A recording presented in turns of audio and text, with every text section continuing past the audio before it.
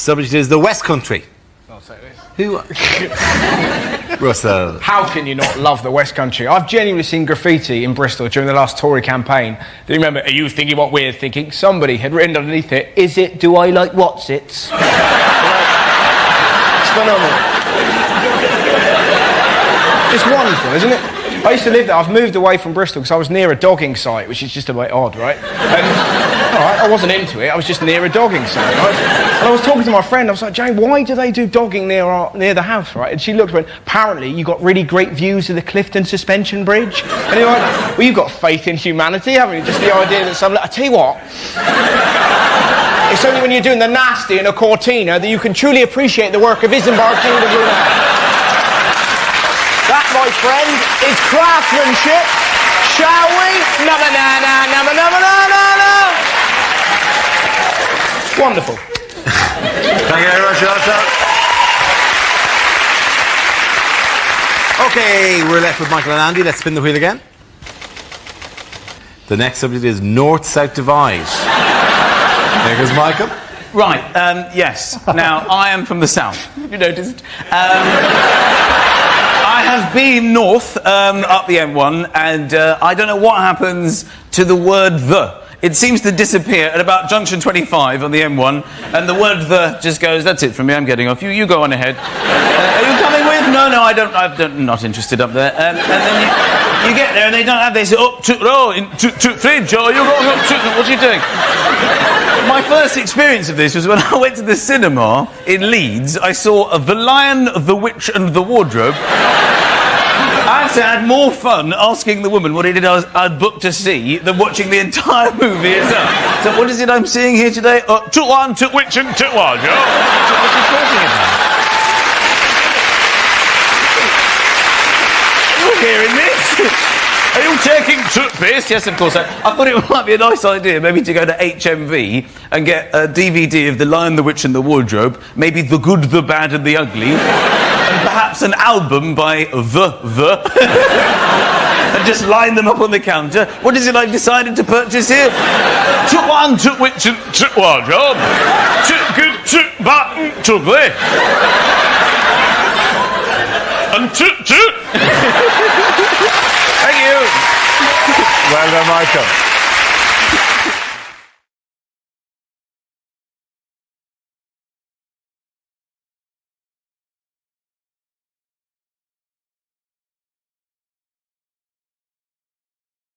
The next round is called Between the Lines. It features Hugh and Frankie. Would you make your way to the press pit?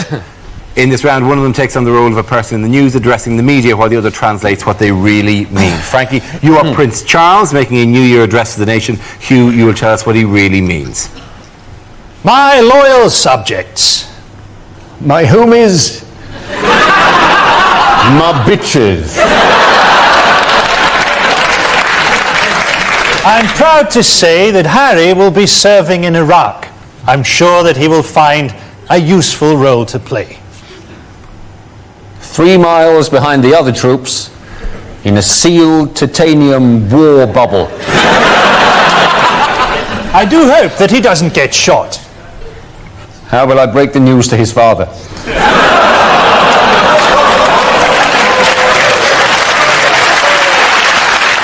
William, meanwhile, seems to have found a girl that he's in love with. So now he can marry someone else and keep her as his bit on the side. Tabloids are desperate to get hold of saucy pictures of Kate. I've got some. It was good to see Helen Mirren winning a Golden Globe. I thought she did a wonderful performance as my mother. I've been having some very confusing dreams.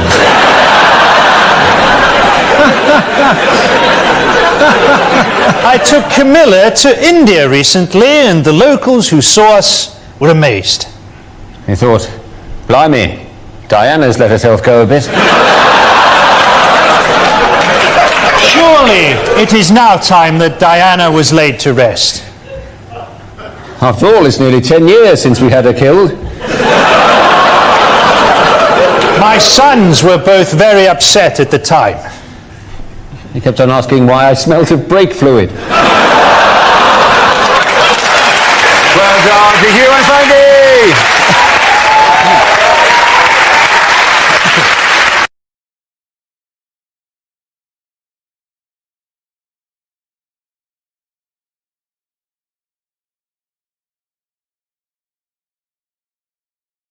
Unlikely things to hear in hospital. I'm afraid we've lost him, but in my defence, Dr. Dre is just a stage name.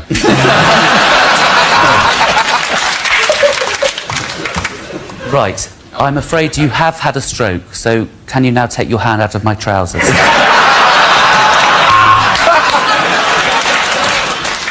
The good news is I can save your leg. The bad news is I can't save the rest of you.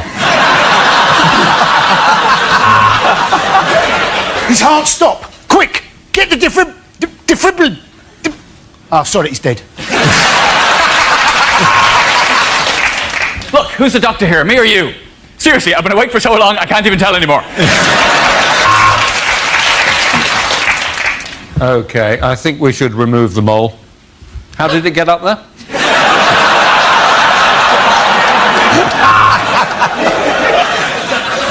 Welcome to Ashford Hospital. Why not join me in playing Pregnant or Fat?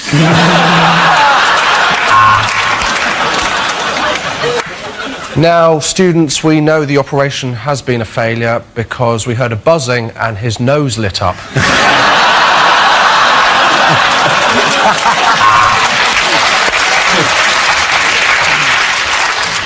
Welcome to the cardiology unit. Boom!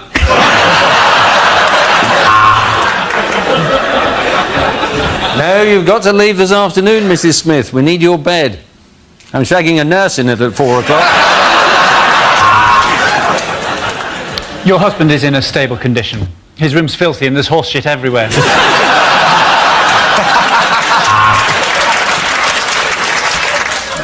You could look at it that way, or you could think of it as gaining a hook.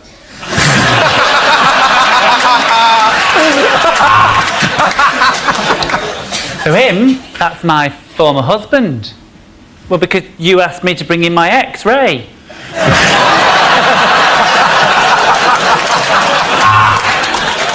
I'm afraid we're a bit short of time today. Do you mind if we pull the sheet over you now?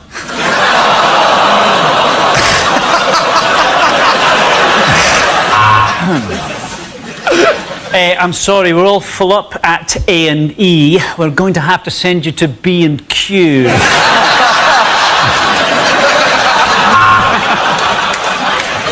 You'll just feel a small prick, and then I'll pull my trousers up and won't bother you again. Now, what seems to be the fucking hell? Okay, the boys going to Chris, Hugh and Hal.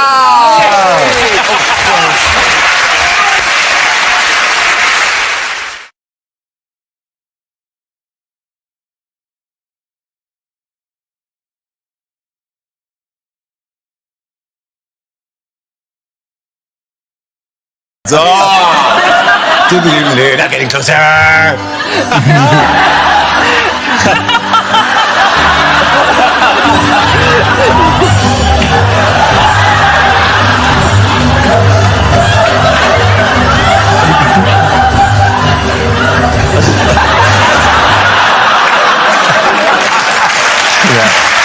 Attila and Podgrid Jason and Andy.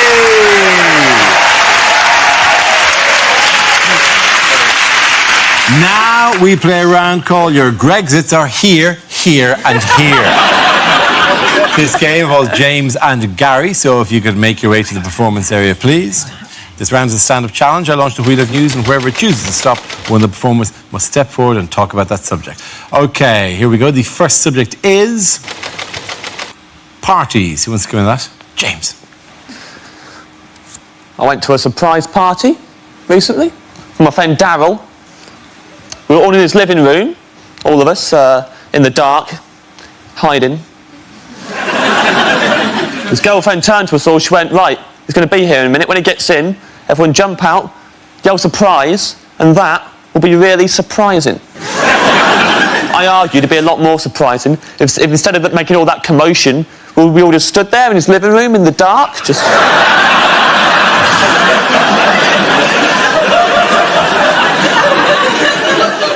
comes in and turns the lights on. See how surprised he is then? It's a good party. I schmoozed. I'm good at schmoozing. Buttering people up. I'll give you some schmoozing tips, why not? A lot of people will tell you when you're schmoozing, have a good icebreaker, right? Break the ice. What they won't tell you, at the end of the conversation, unbreak the ice. You don't want anyone else swooping in, taking advantage of all the lovely little ice cubes that you created. So freeze it over again before you leave. So as you're leaving, just slide something under the fence, like death comes to us all, something like that.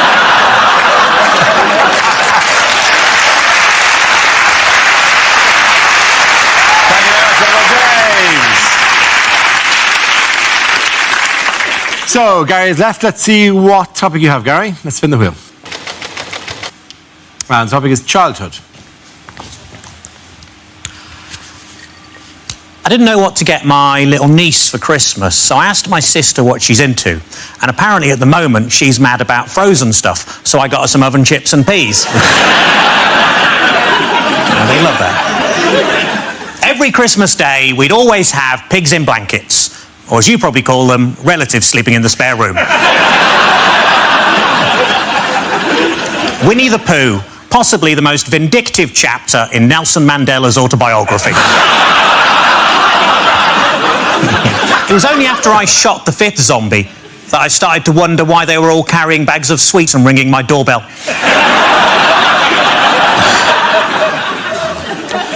I've been trying to recapture my lost youth. I really must get that cellar door fixed.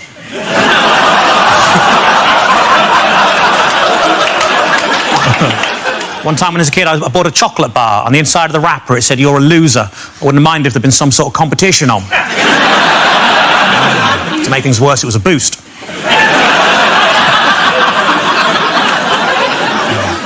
As a family, we couldn't decide whether to have Nana buried or cremated, so in the end, we let her live.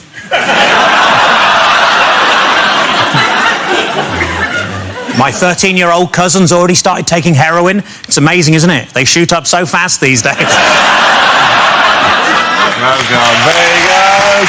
Point in, I'm going to go to Lady. Everyone come back.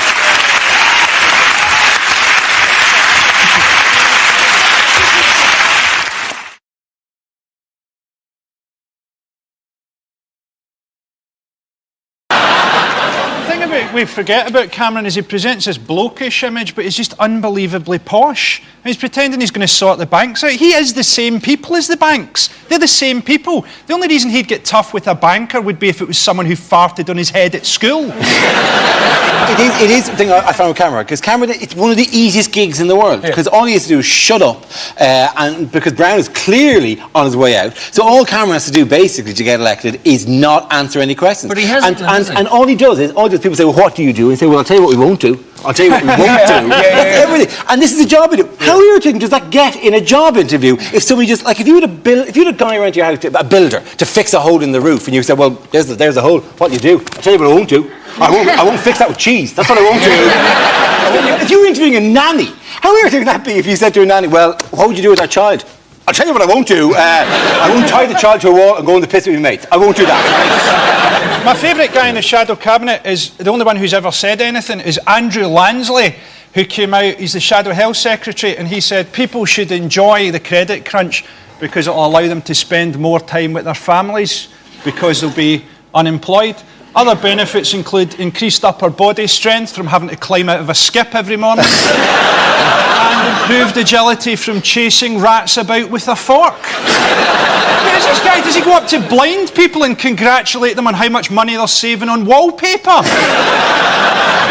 Are the Conservatives living on the right planet? All this idea about confiscating mobile phones and bikes. How about confiscating knives and guns?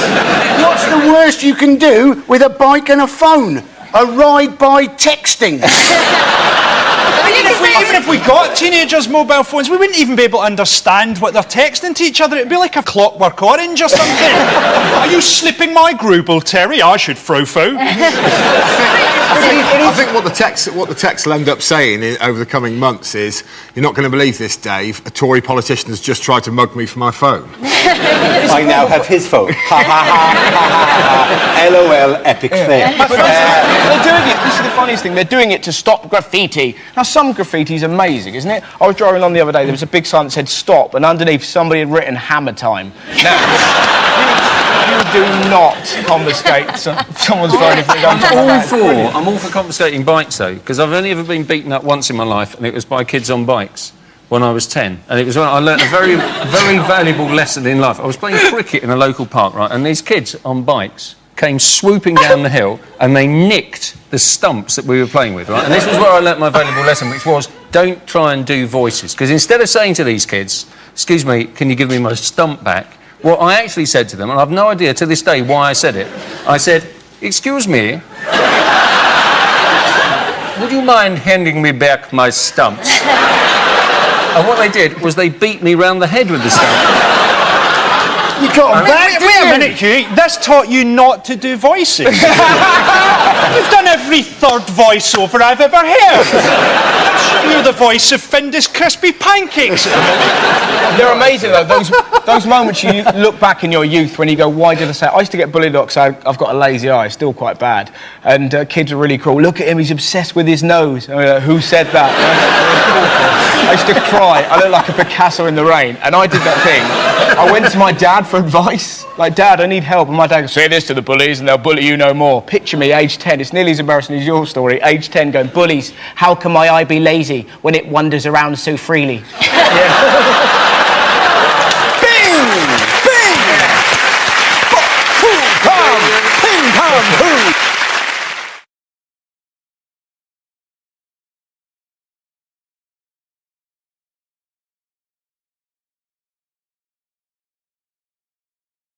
In other news, what is this? That's a chart. It's a chart, yes. A chart of what? This is the new point system that immigrants must adhere to if they want to live in this country. Yes, you get bonus points if you've got English, and you lose points if you fail to integrate, which seems harsh in the initial interview. Turn up dressed as a pearly queen. Oi! Good integrating, well done. It's basically racist, isn't it? What, people are going to have to learn English to get a British passport? No, I'm afraid it's my family and I will be murdered if we go home. Not my family and me. Back to the Sudan with you. They want them to learn British history, but essentially British history is us invading their country, enslaving their people, and then nicking their natural resources. Always good to remind them of that before we welcome them into the country. But nobody says this, right? If you're seeking asylum in this country, you probably need asylum. Right? If you come from a sunny country and you want to move to Birmingham, someone in your homeland is trying to murder you. If you're rocking up to Preston looking for a better life, things have gone very badly wrong where you come from.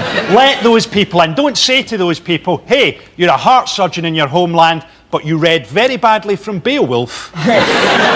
We'll have to let you go." But it's really unfair, though, isn't it? Because it always comes down, they have to know things about Winston Churchill. You ask anyone in this country, give us a famous quote from Churchill, and I guarantee they'll go, "Oh, yes." Because this is to the points to get yourself into the country. Currently, there is a Life in the UK test, which features questions like this. After the Second World War, where did British textile and engineering firms send agents to find workers? Now, judging by the reaction both the audience here and 6 blank faces here, and even more weirdly, there's another question from the life skills test. Where does Santa Claus come from? Now, there's debate in this country about that particular issue, let alone there is no hard and fast answer to that one, but that is among them. Why don't you just, if you really want people to mix in, just give them a simple finish the sentence question with questions like, "The referee's a what?" And if they can finish that, like the Frosty's there, what? Why don't we just go the whole hog, admit we're racist, and at immigration control have a Dulux wall chart, and when people rock up we go burnt umber, I'm afraid not. Autumn sunset, in you come, just. By the way, this announcement of this new clampdown on immigration, what made it slightly awkward? It was a fantastic story because there was an illegal immigrant found hiding underneath a bus that was full of people who work for immigration. Yes, it was. Isn't that a brilliant story? It was a bus carrying staff of the UK Border Agency, and an illegal immigrant clambered underneath it and hid beside the fuel tank. The last place they'll look. It is. It really was the last place. Just for cheekiness, he should be allowed in because that is brilliant. That is like a mouse sneaking into the house by holding onto the cat's nipples, isn't it? It's just... Well, apparently when they got to Folkestone, he just legged it. I'd have loved to have been on that bus and seen those guys go, well, I think that went quite well, don't you? I think it went quite well. Oh dear, who's that chap? I don't want to sound racist, but there's no way that any of us are going to catch him over 5,000 metres. Okay, at the end of that round, the points go to Frankie, Hugh and Stuart.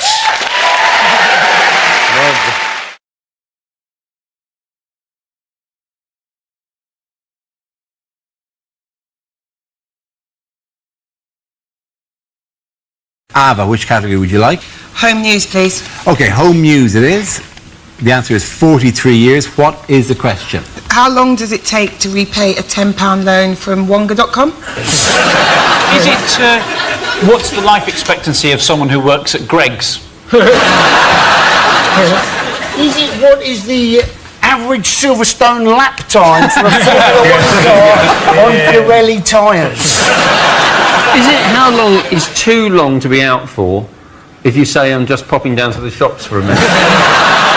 Is it how old is the Earth if Michelle Obama really is the First Lady? Is it how old did Darragh look when he was 25? No, you laughed first. Oh, you can't pretend sympathy when you laughed first. It is, in fact, how long have my parents regretted using pulling out as a contraceptive?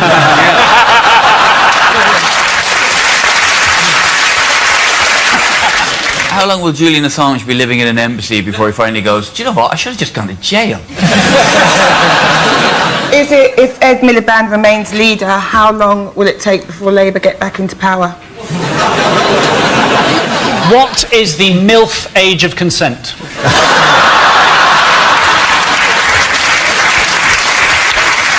Okay, if you put in a ready meal 43 years ago, how long has it been ready for? That's the correct answer. Is that not the correct answer? No, it's not the correct answer. Nor have any of you even attempted to do the correct answer. It's in how many years will Brazil be ready to host the 2014 World Cup? Genuine proper answer is how long can Gerard Depardieu balance a spoon on his nose? Could have anything that even vaguely resembles a topical news story. Okay, is it how many years worth of shale gas are they claiming there is now under the British Isles? Absolutely right, Chris Addison. Absolutely right.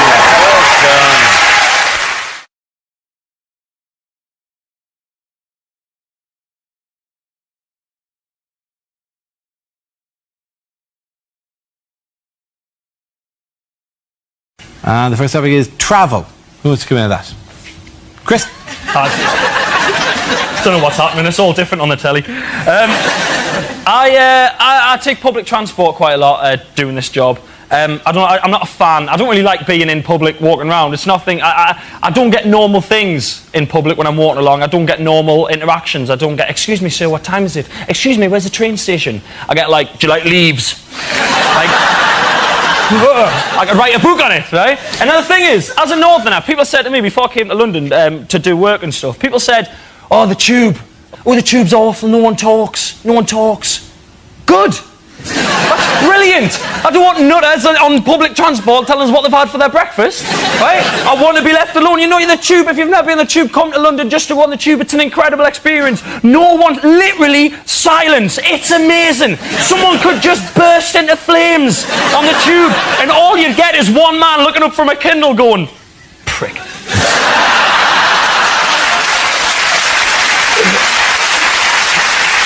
So all you'd get, even the person who was in flames would just be quietly going, excuse me, can I just squeeze past? I'm very sorry. I don't mean to cause a fuss, but I'm in zone 8 and my oyster card's melting. I'm very sorry. Come on, Chris, well done. Okay, that leaves us with Rob. Let's see what you've got. Let's spin the wheel again. And the topic is class. Stuck with it. You're stuck with it. Yeah, I'm working class. If you're not sure, there's a little test you can do to see if you're working class or not. You're normally working class if your television is bigger than your bookcase. That's how it works. Like, in my mum's house, big 50-inch plasma on the wall, little Billy bookcase from IKEA next to it. DVDs on it normally. That's how it works. The thing is that my girlfriend's very middle class. That's a problem. She used to be upper class, but we're together now.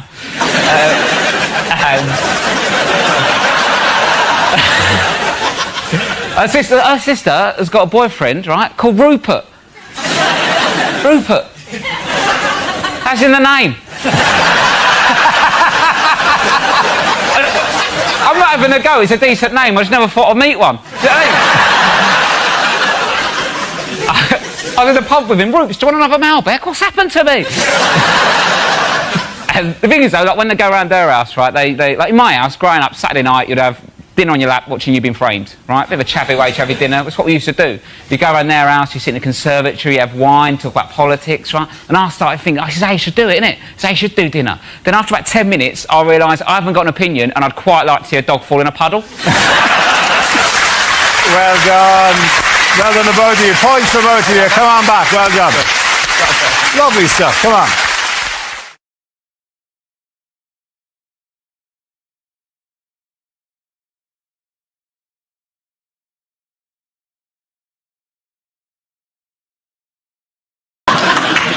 It's alive! It's alive! Oh, no, sorry, it is dead. I really am an awful vet.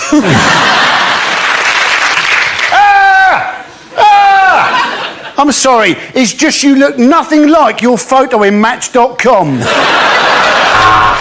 You've got a flat screen TV and brand new trainers. I know what you did last summer. I know what you did last summer because you keep posting all your boring shit on Facebook. Get back, you demons! You devils!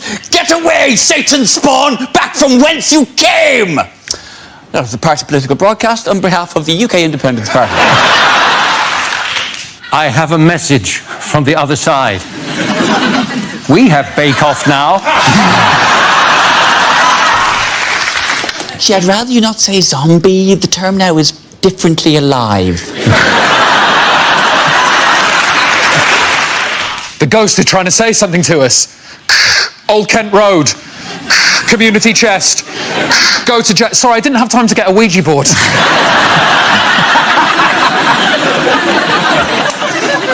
Oh my God! Everybody, run! Oh no, it's just some fat prick with a Nerf gun.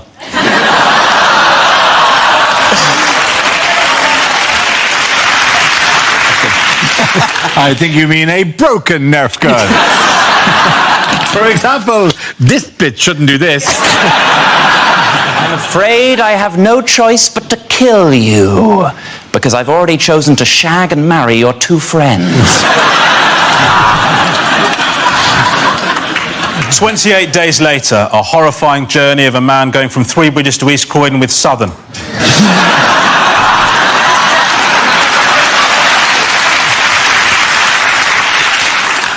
I see dead people. Oh no, my bad, it's Keith Richards. Here's Johnny, and then I'm going to put it on my willy, and then we're going to have sexy.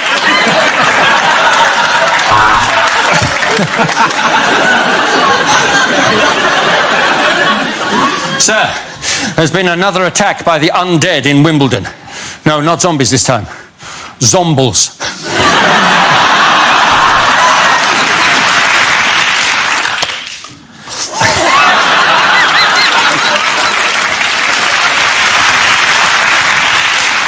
A seance?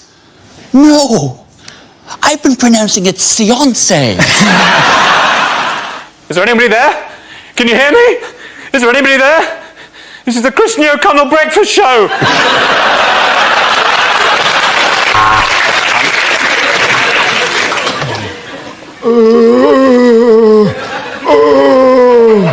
That was Mayor Boris Johnson with his official statement on the riots. You seen the traffic? It's a nightmare on Elm Street.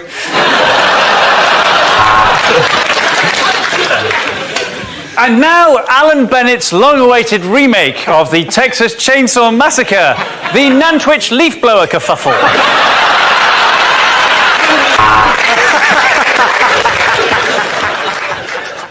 What do you want? What do you want? No! I'm not paying too much for my car insurance.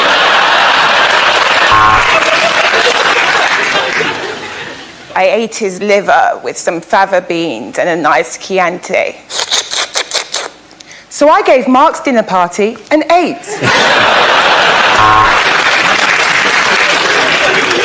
Do you like scary movies, Sydney? Oh, sorry. Is Sydney there, please? If you don't keep up payments to your exorcist, there's a danger that your home will become repossessed.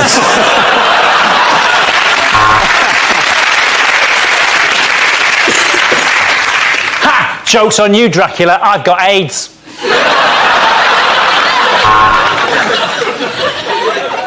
I ate his liver with some jelly beans and a nice ombongo.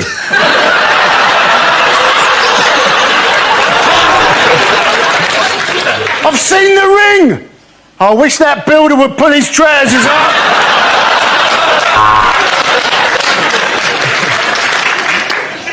I don't have to listen to you. You're just a puppet. If you don't shut up, I'm going to put you back in your box, Mr. Clegg.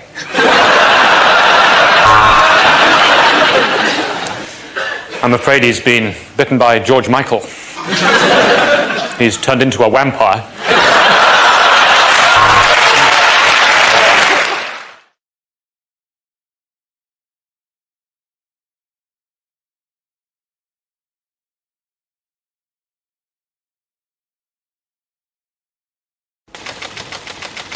The first subject is travel. Who wants to come out? Andy Parsons. Apparently, various airlines now from America have now got air marshals on transatlantic flights. Yeah, to stop somebody getting on a plane with a gun, they're now going to put somebody on a plane with a gun. You also get these machines now at airports which apparently will cling film your entire suitcases for you as a security measure. Now, that doesn't seem to me to be a fantastic way to stop theft, right? Let's face it, when you cling film your sandwiches, you don't then go, oh my goodness, how am I going to break into them? And I've never heard anybody go, have you locked the front door? And somebody else go, no, but don't worry, I've cling filmed it. Anyway, Andy Parsons.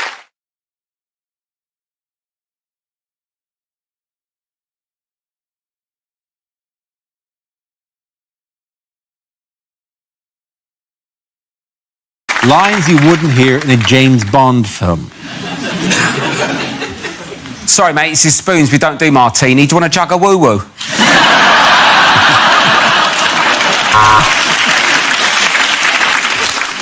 We've invented you a new phone, Bond. It's exactly the same as the old phone, but you need to buy a new charger. We've got the latest news on Thunderball 007. No one won last week, and it's a rollover.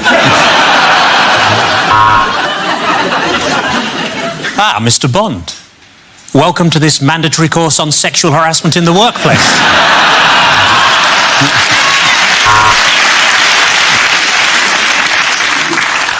Hi, the name's Bond. It's not actually 007, they're zeros. Otherwise I'd be called, ooh, 7. Oh, Mr. Bond, I'm very flattered by your advances, but you are a complete stranger. You work for my enemy, and I am menstruating very heavily. Bond, meet your children, 005, 003 and 0018 months. You want my full name, of course. It's Bond. James Skipton Building Society, fixed rate, 1 year, Bond.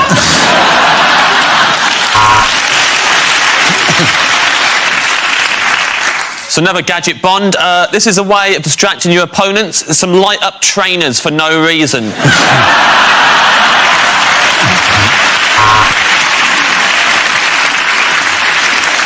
Mr. Bond, I have one question for you. Does this testicle look swollen?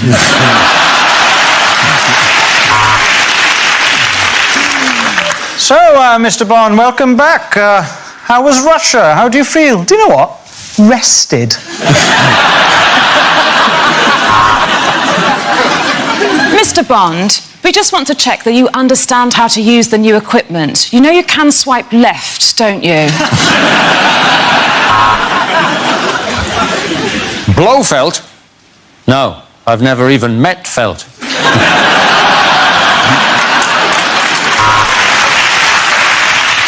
This is the easiest fight on top of a train I've ever had. Thank you, Southern Rail.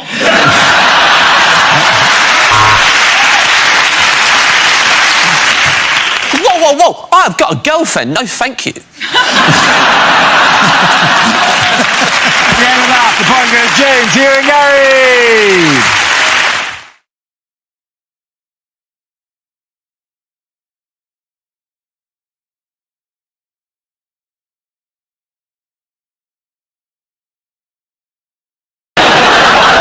Other news, why was a Preston to London megabus stopped by the police on the motorway this week? Just the usual reasons. This was the story where a passenger reported seeing some smoke coming out of some other passenger's bag, thought it was a bomb, turned out it was a fake cigarette that was producing water vapour. Now, let's face it, if you've been pulled over, loads of police have arrived, you've got guns in your face, you're being accused of being a terrorist. That's not going to help you give up smoking, is it? They shut the M6, 17 police cars and riot vans, 13 fire engines, 4 ambulances and an army bomb disposal truck attended the incident. They walked the people off with their heads in their hands. It was like, you know, and made them sit in the middle of the road. Those people on the megabus, that's not the first bad trip they've been on. When they were sat on the side of the road, you could see some of them going, this is the most luxurious part of the journey so far. I'm honestly freaked out by megabus. I do not think the weirdest thing in the world is a megabus. Nothing against the bus service itself, but when you drive, like you drive a lot of time on the motorway, going to gigs, like the back of the megabus when you're driving along, like for those of you who haven't had the pleasure, there's times you just get hypnotised by that weird. There are many things I've observed. Firstly, why does that man have such large breasts? Hours staring at that man's breasts going, that is insane. What kind of... Where can you go for £1? I thought you'd have to contact megabus. There's an address there. I'd have to put plus a 50p booking fee as if people are going to go, well, that's a rip-off. I walked in here with this in my hand, expecting to be transported to a faraway land. Then I find you want more money off you? Screw you, megabus man. A yellow man with enormous bazongas looks disappointed behind the counter. That's great to do. I apologise. I know that when you're disappointed, you don't go, I am disappointed. Well, megabus represents the top of the list of the decadence of the West, isn't it? Yeah. We will bring the West to its knees. Middle-aged women from the North will no longer be able to go to matinees at the West End. Students shall not visit their girlfriends in faraway towns. Do you think when they were dragged off the bus and they were all sort of sat around it, they were still close enough to the bus to be able to use the free Wi-Fi? They email the photographs of their own terror alert. Do you know what's really irritating about this? In my ear constantly, people are going, wear the hat, wear the hat, wear the hat, wear the hat. Because, yeah, they gave me a yellow hat because they think I look like the megabus guy.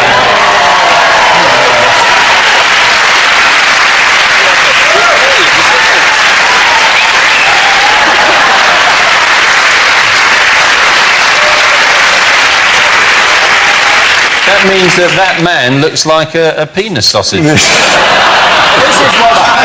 They should go to penissausage.com. Oh, something else is already called. You're just bringing this up to try and make everybody forget that you look like a penis sausage. That's what's going on here. You just look like a penis sausage in a yellow hat. Oh, no!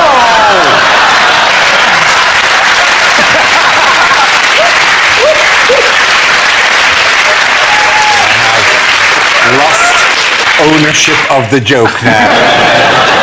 Somebody's got another new Twitter avatar.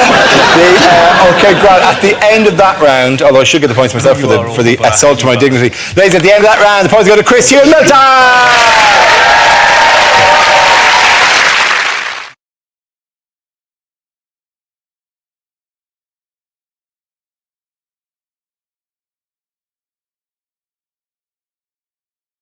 start with a round call. If this is the answer, what is the question on the board of 6 categories? Milton, which category would you like? Let's have politics. Okay, politics it is. Your category is politics. The answer is over 1 million. What is the question? Is it how many extra minutes Manchester United get to play if they're not winning? Look at my big shiny face. Look at it. Look at it. Look at the way my forehead glow follows you around the room. What you have to remember is that Cameron was in PR. I was 12 years old when I had a paper round. Apparently the rumour is that David Cameron wants to make all towns in Britain triple-barrelled, like Kingston upon Thames, Berwick-on-Tweed. He wants to call it Leeds on Benefit. Well, his eyes are shinier and his hair's sleeker, but it's not necessarily an airbrush. It could be he's eating pedigree chum. His coat is more glossy. Essential minerals are good. So you should see him running through a field and over a wall. It's incredible, man. He's youthful and dynamic. But we've all been drunk at work, haven't we? I remember when I worked on an oil rig in the Mexican Gulf. Or unlikely things to hear in a science programme. 1643. The cold air balloon is invented. But it doesn't really take off. Milton, let's see what subject. Let's spin the wheel. The subject is family. One of my earliest memories is seeing my mother's face through the oven window.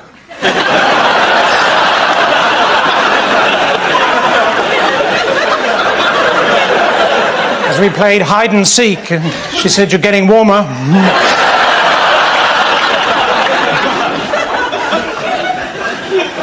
My auntie Jean got a sister called Jean. Her daughter Jean just had a baby, called it Jean. They all went to a nightclub to celebrate. They got to the door and the bouncer said, "Sorry."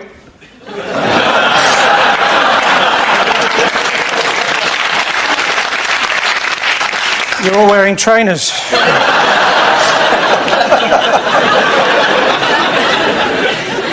My grandfather, Jean,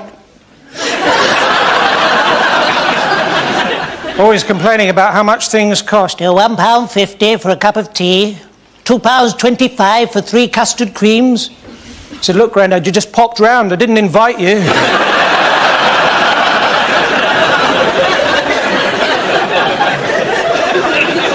My other grandfather, he was always going on about how in the old days people could leave their back doors open, which is probably why his submarine sank.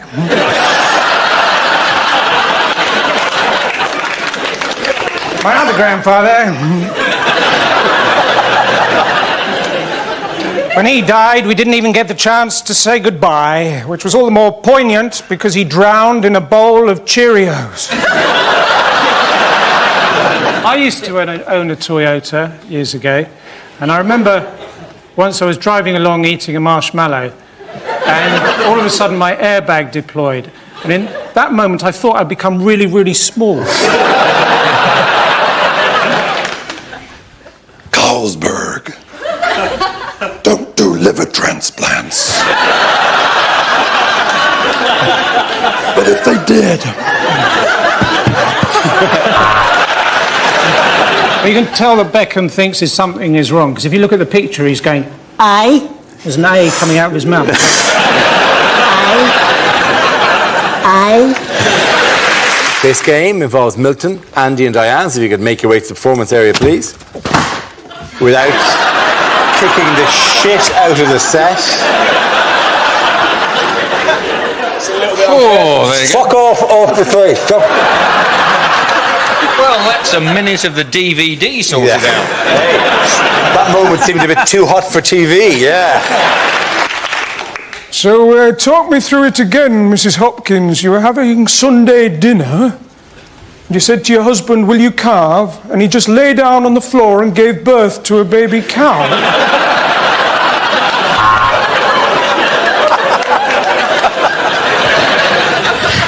A word about registers. Most of the staff are on one.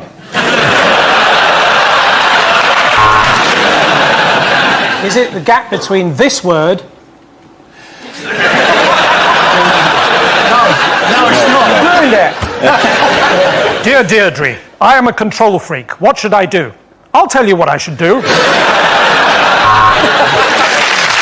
Yes, the answer I was looking for was Fox scandal rocks Conservatives. This is the news that Defence Secretary Liam Fox has been forced to explain his conduct following allegations that his working relationship with best friend and former flatmate Adam Werrity broke the ministerial code. Wouldn't it be great if all of this had come to light because someone would be going through Fox's bins? All he's done is take a friend to work, and that's not actually a crime, is it, Mr. Truffles? What's that? Do you want to say hello to the boys and girls? No, I'm depressed. Do you know why...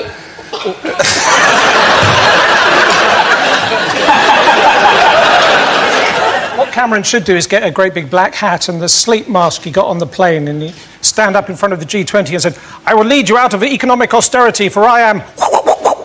Borrow. When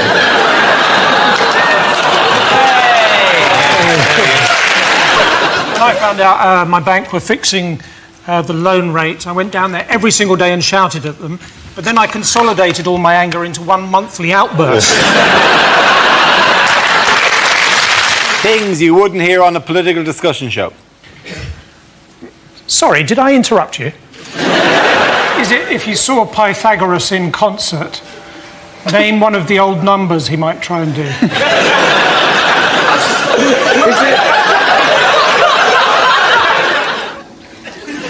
Transport is the topic.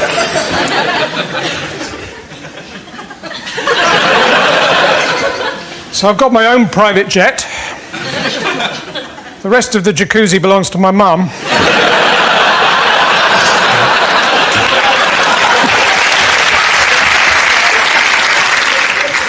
If you've got a sat-nav, don't put the name of the company you're visiting into it. I tried to take some mayonnaise back the other day. I ended up in Helmand Province.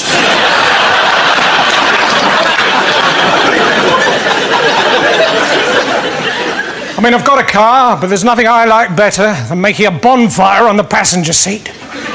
Driving up and down, opening and shutting the electric sunroof and pretending to be a steam train. My uncle, he was a taxi driver, but then one day he left home without any indication.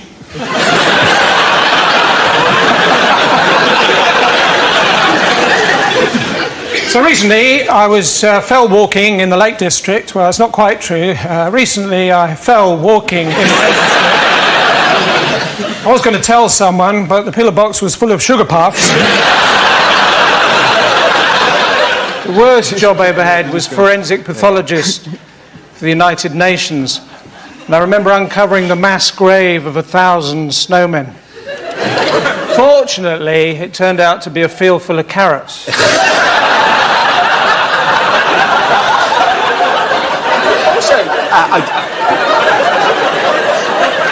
What's great about it? But it's like Milton, every so often, it's like this hilarious grandad that just wakes up.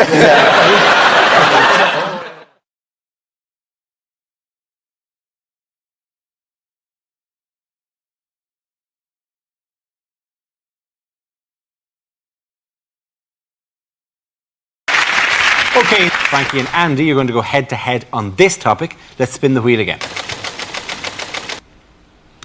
Okay, so war on terror. Who wants to go first? Andy? Yes, the war on terror. The Americans have said, they're worried that Iraq is their new Vietnam. Let's hope not. Otherwise, we're in for some shit movies in about 10 years' time. Good man, Andy. Well done. Andy Parsons there. On the same topic, Frankie, it's your turn. Apparently, in America, they're building a big tower on the site of September the 11th, Freedom Tower, and they're looking at ways of trying to make it terrorist-proof. I think they should have just built a giant mosque. No one's going to fly into that, are they? Or even better, a runway. How galling would it be if you hijacked a plane then had to come in and make a textbook landing? They're always going, oh, don't deal with terrorists. We mustn't deal with terrorists. Let's deal with them. What's Al offering you boys? 100 virgins? We'll give you 50 slags. Or 2 women from Dundee.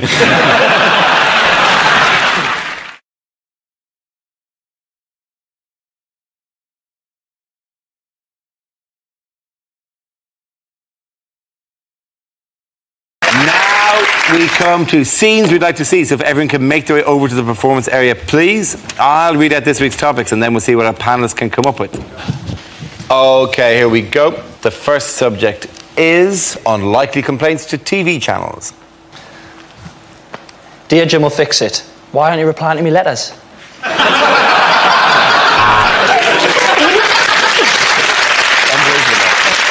Dear Living TV, stop breathing on me, you're freaking me out.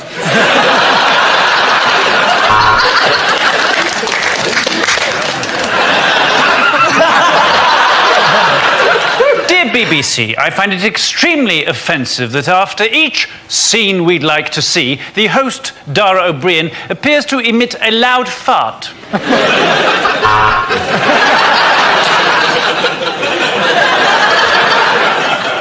Dear BBC, why have you given Andy Parsons that ridiculous wig this week?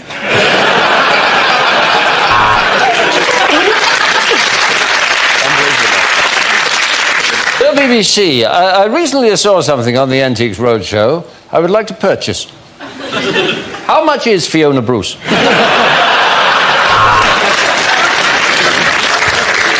Dear Dragon's Den, I have lost my keys, and for that reason, I'm out.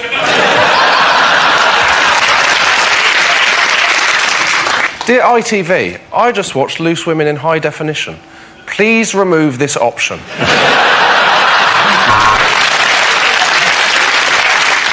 Dear Babe Station, sorry for the scrawl, I'm having to write this with my left hand.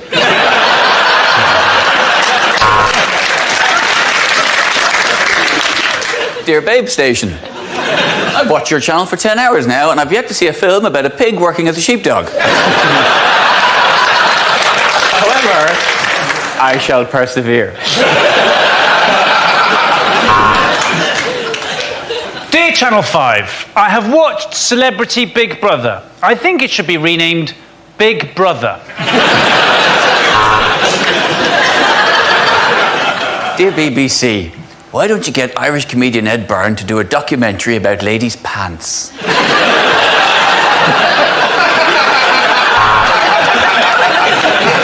Dear Dave, have you seen Phil? Yours, Bob.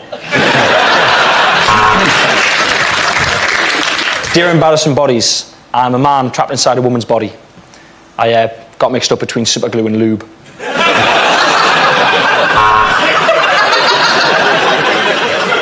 Dear Dave Jarvu, have you seen Phil Jarvu? Yours, Bob Jarvu.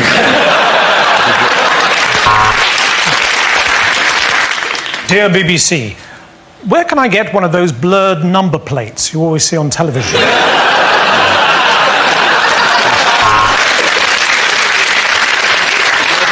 Dear Embarrassing Bodies, I think there may be something wrong with my penis. I've enclosed it in an envelope for you to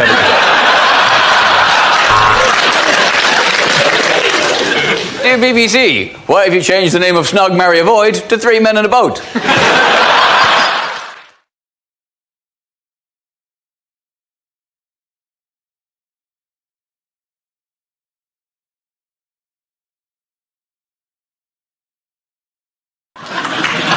It's alive! It's alive! Oh, no, sorry, it is dead. I really am an awful vet.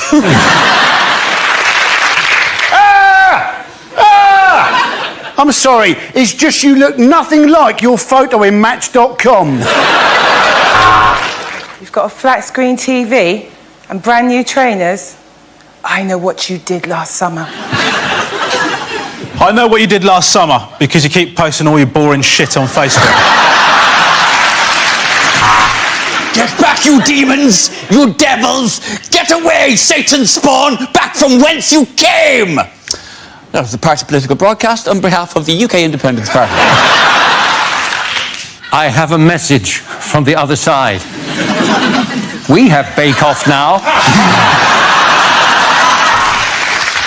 Gee, I'd rather you not say zombie. The term now is differently alive. The ghost is trying to say something to us. Old Kent Road. Community chest.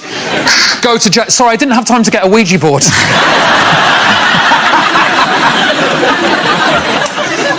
Oh my God! Everybody, run! Oh no, it's just some fat prick with a Nerf gun.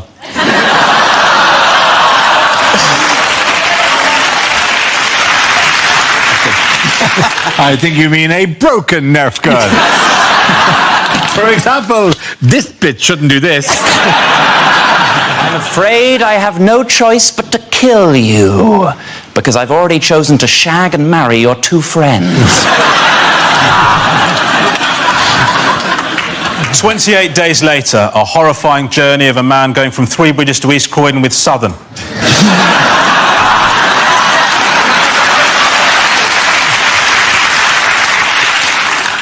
I see dead people. Oh no, my bad, it's Keith Richards. Here's Johnny, and then I'm going to put it on my willy, and then we're going to have sexy.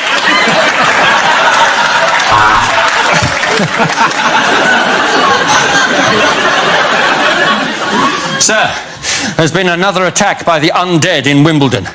No, not zombies this time. Zombles.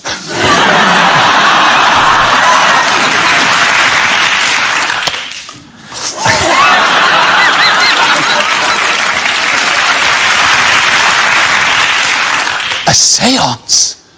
No. I've been pronouncing it seance. Is there anybody there? Can you hear me? Is there anybody there? This is the Christian O'Connell Breakfast Show.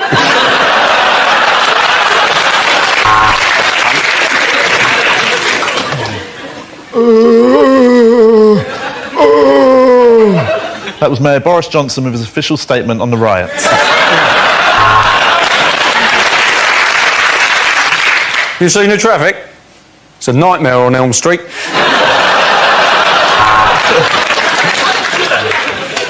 And now, Alan Bennett's long-awaited remake of the Texas Chainsaw Massacre, the Nantwich Leaf Blower kerfuffle.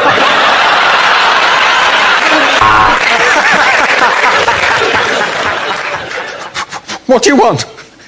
What do you want? No, I'm not paying too much for my car insurance.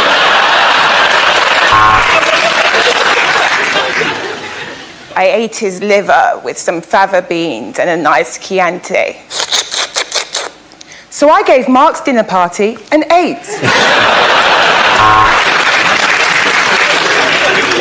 Do you like scary movies, Sydney? Oh, sorry, is Sydney there, please?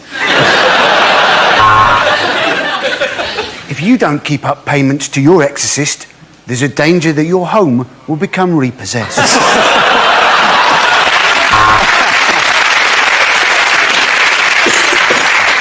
Ha! Joke's on you, Dracula. I've got AIDS.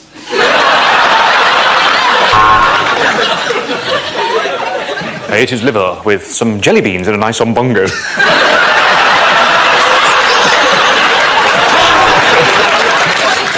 I've seen the ring! I wish that builder would pull his trousers up.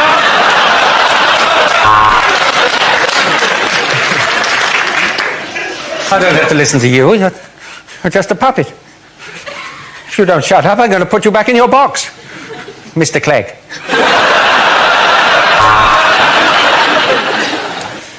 I'm afraid he's been bitten by George Michael. He's turned into a vampire. Lines you wouldn't hear in a sci-fi film. We've discovered an alien queen, and she's laid enough eggs to take over the galaxy. This writing, it says, Katuna.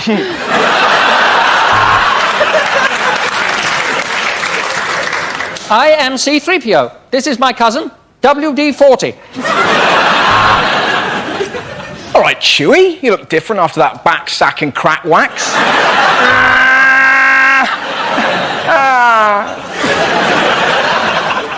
My name is Obi-Wan Kenobi. This is my brother, Oh Be Careful, my sister, Oh Behave, my dog, Oh Be a Sport.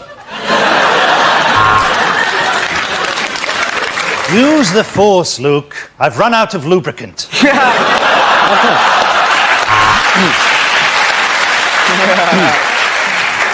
Yeah, that's right. We aliens have learnt your language by listening to your radio broadcasts. The androids are going berserk, Captain. Let's try switching them off and then on again.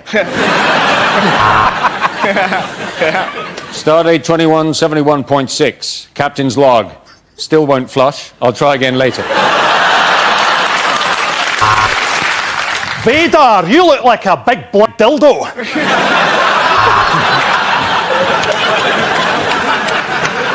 Captain, I've been repeatedly firing this laser at that alien, but all I've managed to do is improve its eyesight and give it a Brazilian.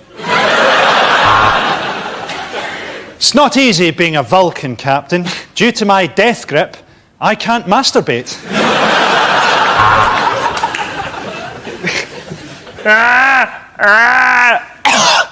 Had that hairball in there for years. You're loving Chewie. I need to break into the Death Star's computer system. Who knows Darth Maul's mother's maiden name? Captain, the ethereal sounds being made by this beautiful dying creature from another world is some funky shit.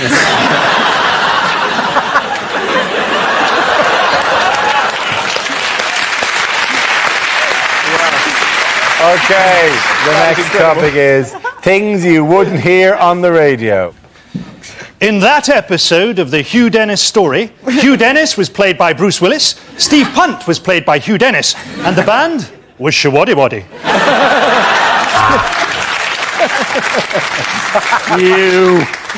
You touch my turnips and I'll fuck you up.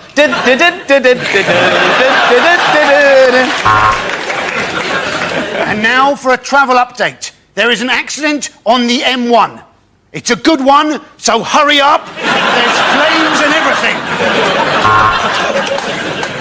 Next, a book at bedtime. Martin Jarvis reads the speeches of Hitler in a high-pitched girl's voice. Good afternoon, this is Radio 4 and I have a regional accent.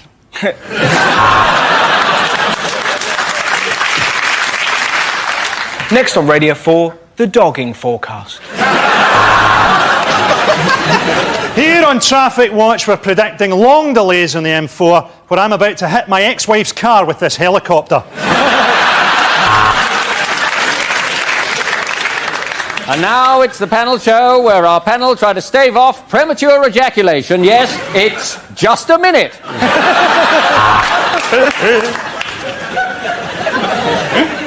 Good morning, this is Breakfast with Tony Blackburn. I'm not actually on the radio, I've broken into your kitchen. Do you want toast? Next, more lesbian propaganda with Woman's Hour. Well, you've certainly stumped the Gardener's Question Time panel. None of us know how to bring a fox to orgasm. You're listening to Heart FM. The same 5 songs all day long.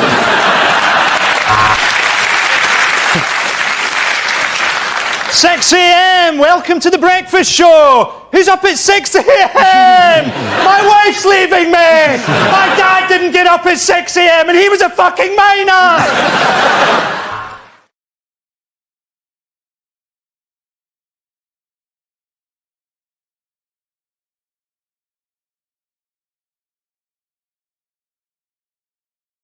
Unlikely chat-up lines. No, should have gone to Specsavers.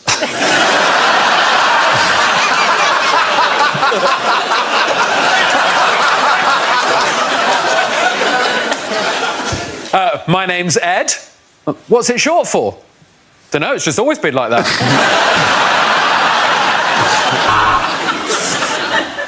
You had me at hello, which is why most of my friends think I'm a bit of a slag. Your father must have been a thief, and I'm going to catch him if it's the last thing I do. Your father's got a prison.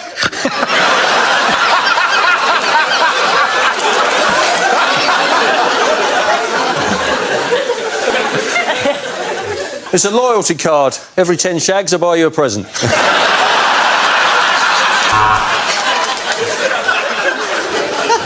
Hey, are you a parking ticket? Because I picked you up on the street and now I can't afford to pay you. Love is blind, and so am I. Now let me feel your face so I know you're not a munter.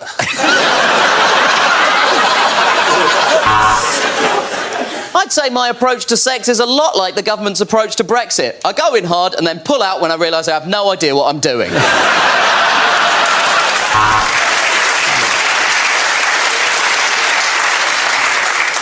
Oh, so when you sit there seductively licking your lips, that's sexy. But when I do it, I'm weird and should get off your lips.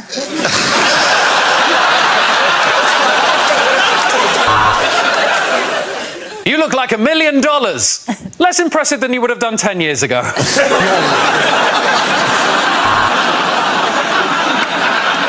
I like my men like I like women.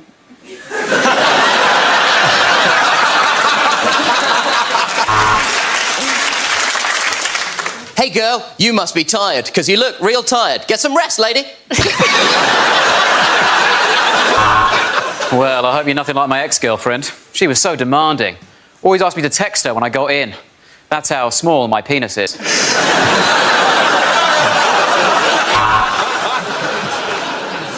So do you come here often? To this STD clinic? If I could rearrange the alphabet, I'd put you and I together, which is why I was fired from my job as an English teacher. Roses are red, violets are red, you are red, the sky is red, I'm bleeding in the eyes. You've got an arse that just won't quit, despite calling an election and losing a majority. You don't look like you did through the binoculars.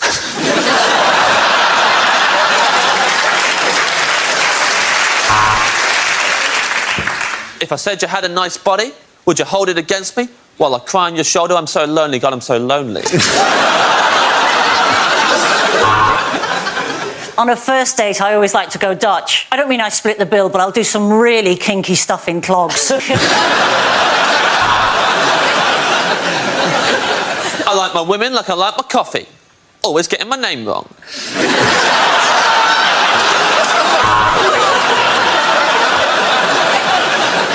If you were on an Indian menu, you would have 3 chilies next to you, because you make me shit myself.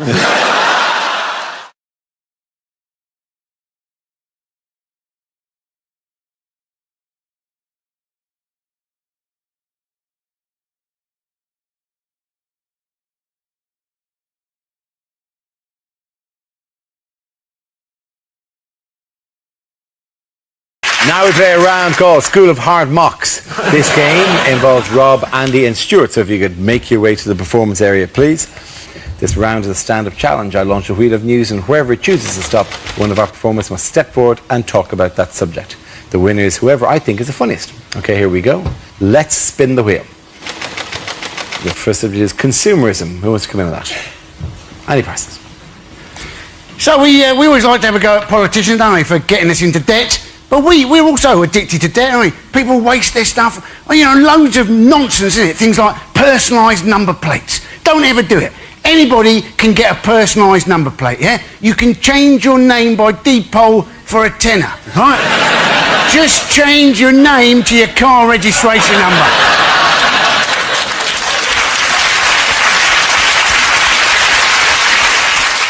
And it's the same people going, oh yeah, look, I've got a new watch. Got a new watch, I have. Yeah, it's a diver's watch, yeah? Goes down to a depth of 200 metres, this does. 200 metres is the depth of the North Sea. If you find yourself at the bottom of the North Sea, you're not diving. The ship has sunk, the air bubble is running out, and it's going to be little consolation you know at the bloody time. Thank you very much, Andy Parsons. Okay, let's spin the wheel again. The next subject is food. Who wants to come in on that? Rob. I like food. I eat it most days. And the thing is, I've moved out with mum's now, so I go home and see my mum and dad, and I'm excited to see them, but I'm more excited to see the contents of the fridge. But she's on a diet, my mum, right? She got all the brothers round for a Sunday lunch. You know what she did, the whole family, for Sunday lunch? Couscous.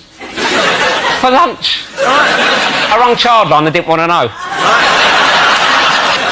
I don't trust couscous, to be honest with you. Anything you put in your mouth that feels already chewed should not be in there. It's fat sand, I don't want any part of it. Right? She served it with toasted pita bread. Have you ever toasted pita? Anyway, why is it so hot? I've had a bit of folded bread, what's its problem? A bit of toast pops out warm and toasty, the pita's on fire. Once you get past the outer cook, I've got the dragon breath inside to deal with. There's only two things in the world hotter than toasted pita bread. One's the sun, yeah?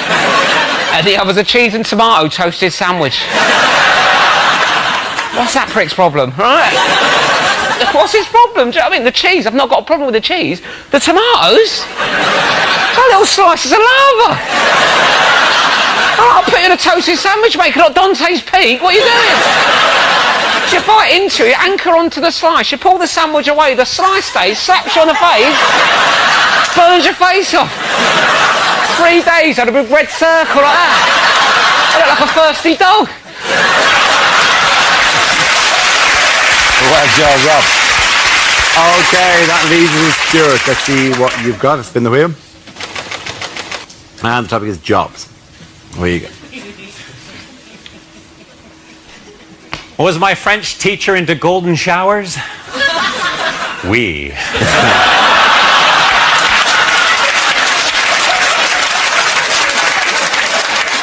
I'm a Canadian comedian, but if people think I'm Russian, Soviet.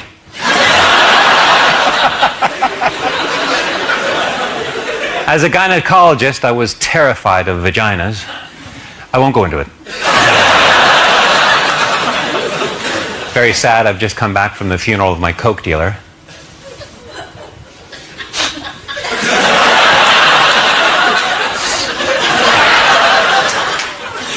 I was fired as a Boy Scout leader. I wasn't prepared for that.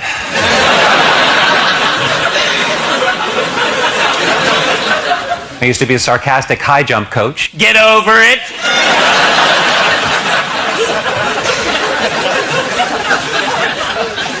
I used to be a professional table tennis player in Southeast Asia, and recently I went back for a big party.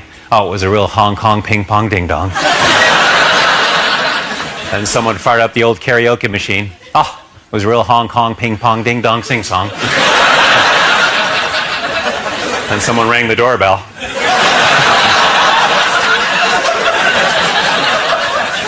Cops. It was the cops. I used to be a cop. One night a guy asked me if he could urinate on my wrist. I said, not on my watch. Thank you very much. Good night. Thank you very much, Stuart Francis. Points there for Stuart and Rob and Andy. What the hell? Come on. Everybody gets points.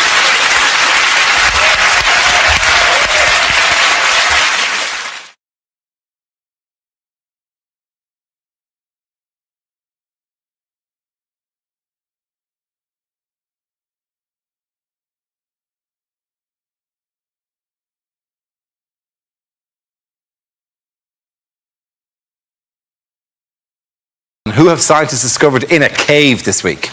I'm so excited about the story, but I can't pronounce the name, and I'm worried about... I know they're not here to get offended. They're not.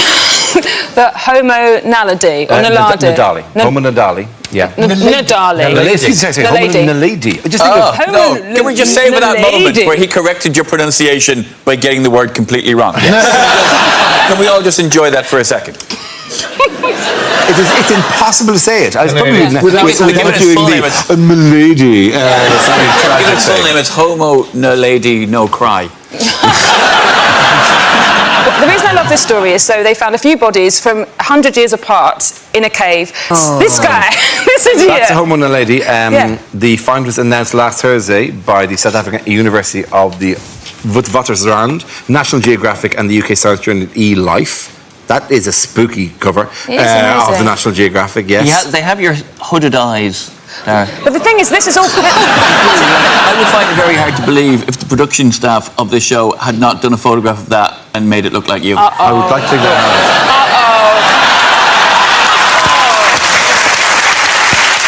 Why? No. I am not doing the face. Well, listen, I'll tell you one thing. I am not getting on that megabus.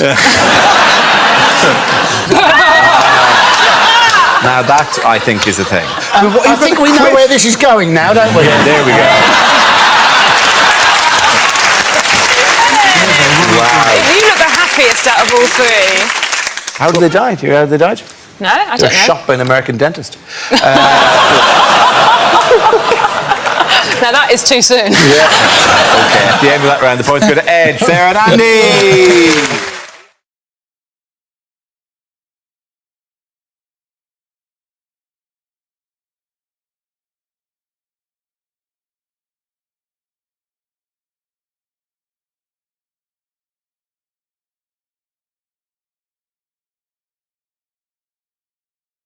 bad things for a by-election candidate to say.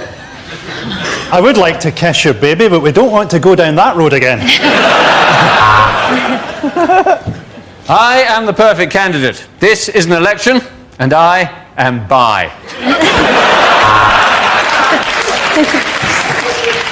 Vote for me, Doris McGarvey. I'd like to say no relation, but... I'm not going to lie to you. Power gives me wood. I've been knocking on doors in this constituency for weeks, and it's completely unconnected to the recent stranglings.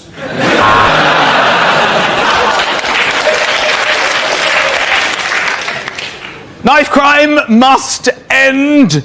Just last week, I was given a steak knife when I clearly ordered the fish. If elected, living standards will go up. For me and my wife. I would say the fact that the Labour Party haven't put forward a candidate has not devalued this election at all. Ask my fellow opponents, Timmy Mallet, Elvis and the Honey Monster. I promise to bring crime in this constituency down by patrolling the streets at night dressed as a man leopard. I have impeccable green credentials because I've never used deodorant or had a bath.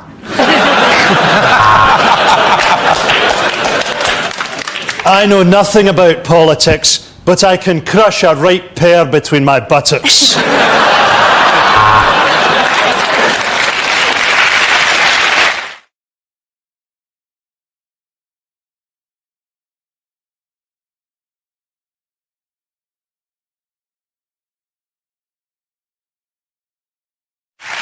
The one thing you're supposed to do if you've got like a sty or something like that in your eye is you're supposed to put a warm compress on, like which is actually a painful thing because you get a cloth and it's all wet and it's all and you're doing this because the water's running everywhere, like whatever. I found the perfect thing if you want a warm compress, something that'll just sit warm, mold on your eye, is a burrito. The burrito is the perfect eye cure because it's warm, it stays warm for some time, it molds to the shit that you're putting it on to.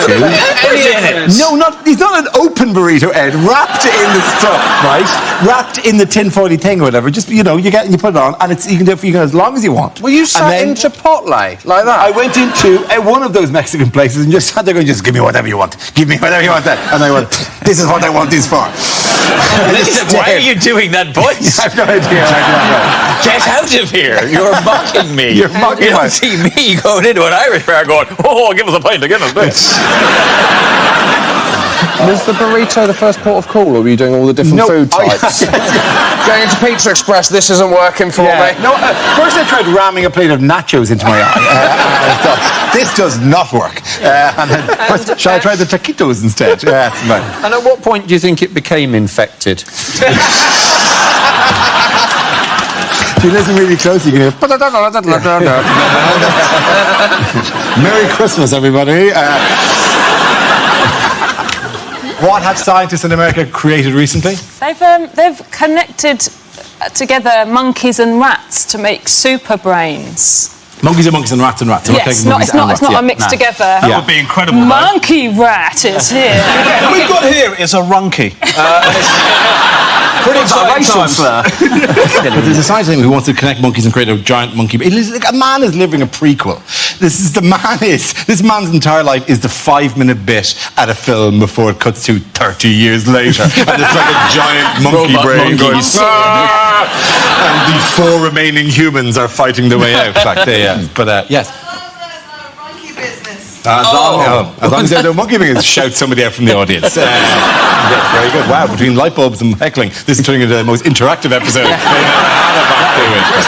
I actually quite like that. Can I just have that? Yeah, go on, take it. Yeah, as long as there's no showbiz rules, pet. That's tough, you know. As long as there's no monkey business.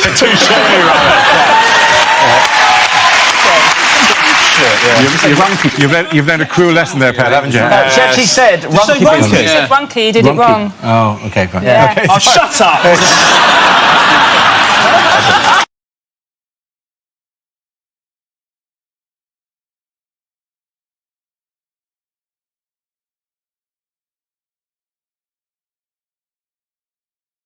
Now we play a round called Loose Men.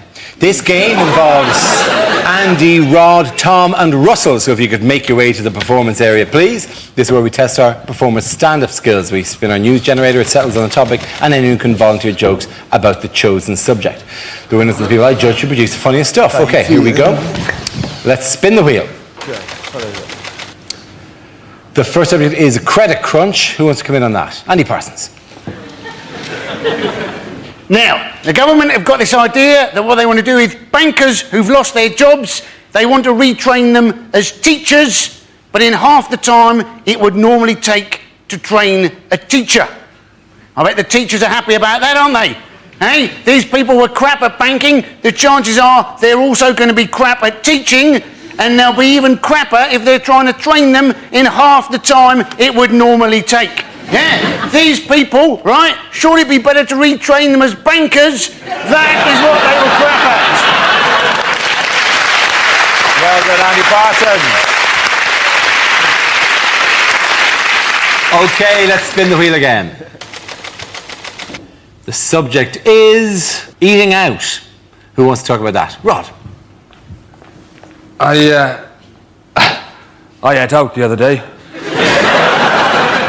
That's what I went to Cardiff Bay. It's all changed, you know, they've done it all up and it's all European development money, and some of the places now have got tables outside. It's al fresco dining in Wales.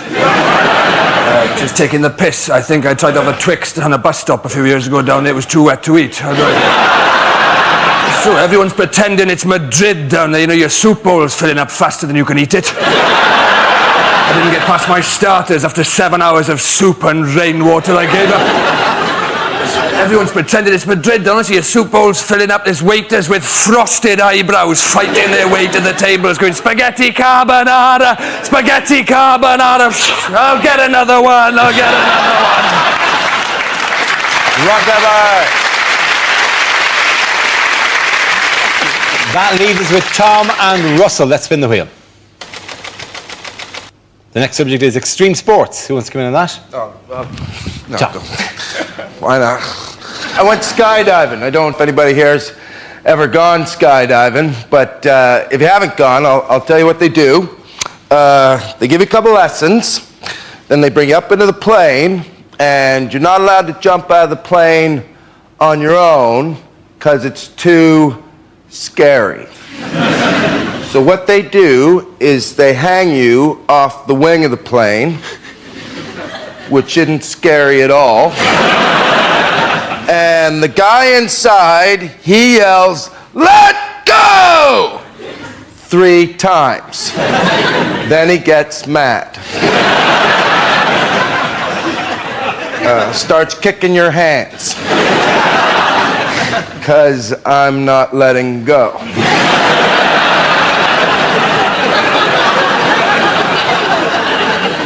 We all skydive different. I skydive with a big plane in my hand.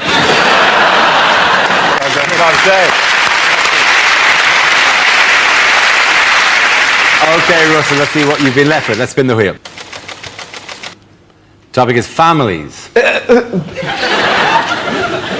Well, families are quite peculiar. Mine are wonderful. I went to Brighton the other day, and my uncle was like, "Watch out, it's full of gays, and they'll get you. They'll get me. They're gays, they're not ninjas. Not gonna..."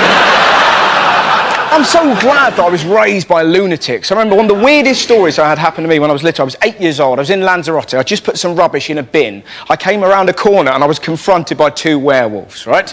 Turned out it wasn't werewolves, it was my mum and dad. Ah, ha, ha, isn't it hilarious? Not really, I've shat myself, right? But I've only recently found out they did not buy the wolf masks in Lanzarote. They bought them in England, which is beautiful and chilling at the same time. Look what I've got, David. Couple of wolf masks. You know, they're like wolves, don't you? Captain Shitterbrick next door. Well, let's put them on now, scare him. Can I hold you just there, David? Can I wait until we're in a foreign country, get him really out of his comfort zone, and then properly shit him out? Families. Well done, Russell. Point it in and go to Rod and Tom.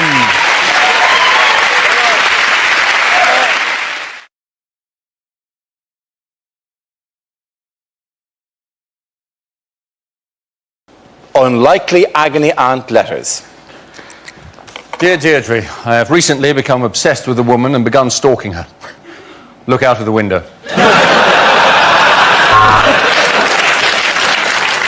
My partner won't give me oral sex, which is really annoying, because that's the only reason I formed the coalition with him in the first place.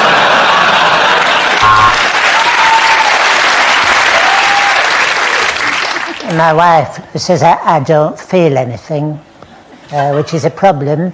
And there was something else. Oh, yes, I'm on fire.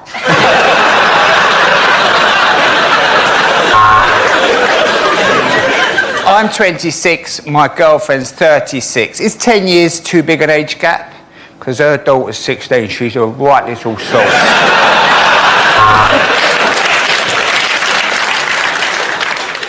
I have recently met a woman who makes me feel young again. She's 167. Dear Auntie, I'm a very, very nervous person, and sudden noises really startle me. In fact, even if I hear a buzzer, a bit of wee comes out.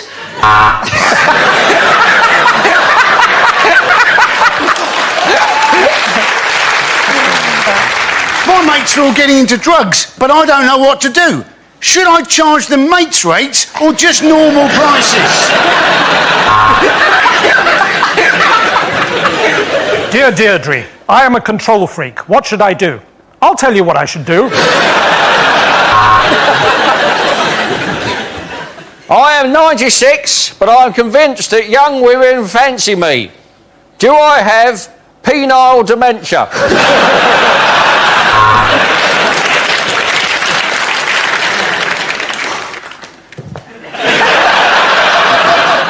I've been wanting to come and see you for a long time, but I can't get out of the chair!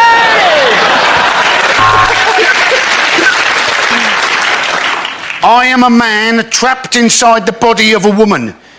Could you tell us, please, how to get out of position 43 of the Kama Sutra? I work in the public sector, and I'm really, really, really worried about my pension.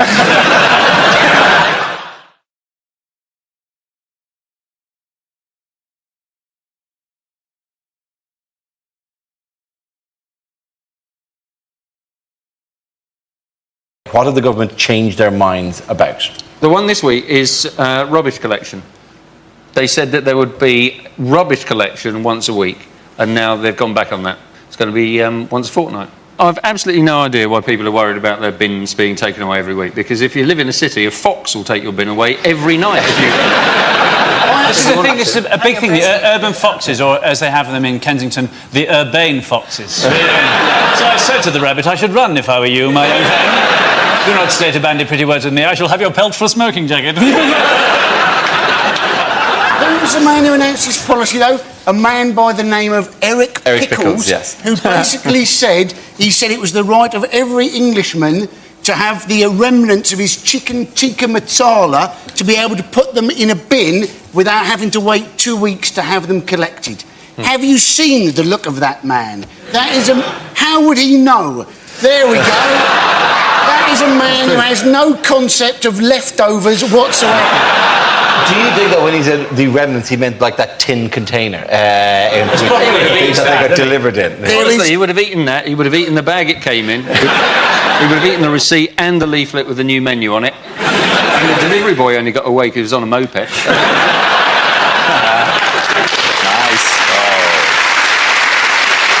And Indian takeaway, you don't put in a bin anyway. Indian takeaway, you put in the bag that you got the Indian takeaway in, and then you put that next to the bin.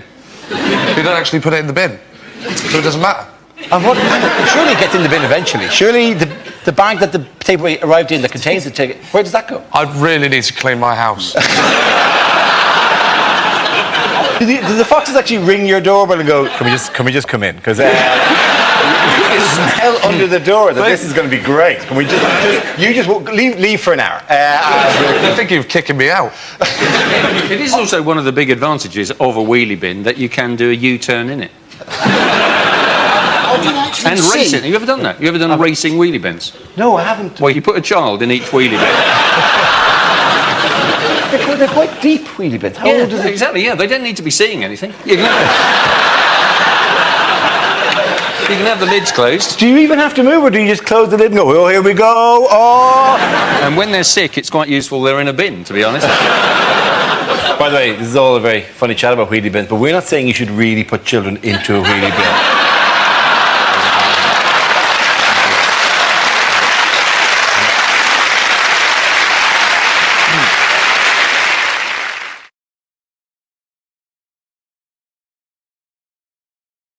What is Michael Gove planning for British prisons? He's going to sell them. He's going to sell them off for what, though? He's going to sell them off in inner city prisons. He's actually going to sell off of flats, isn't he? They won't be calling them prisons, obviously, call them gated communities.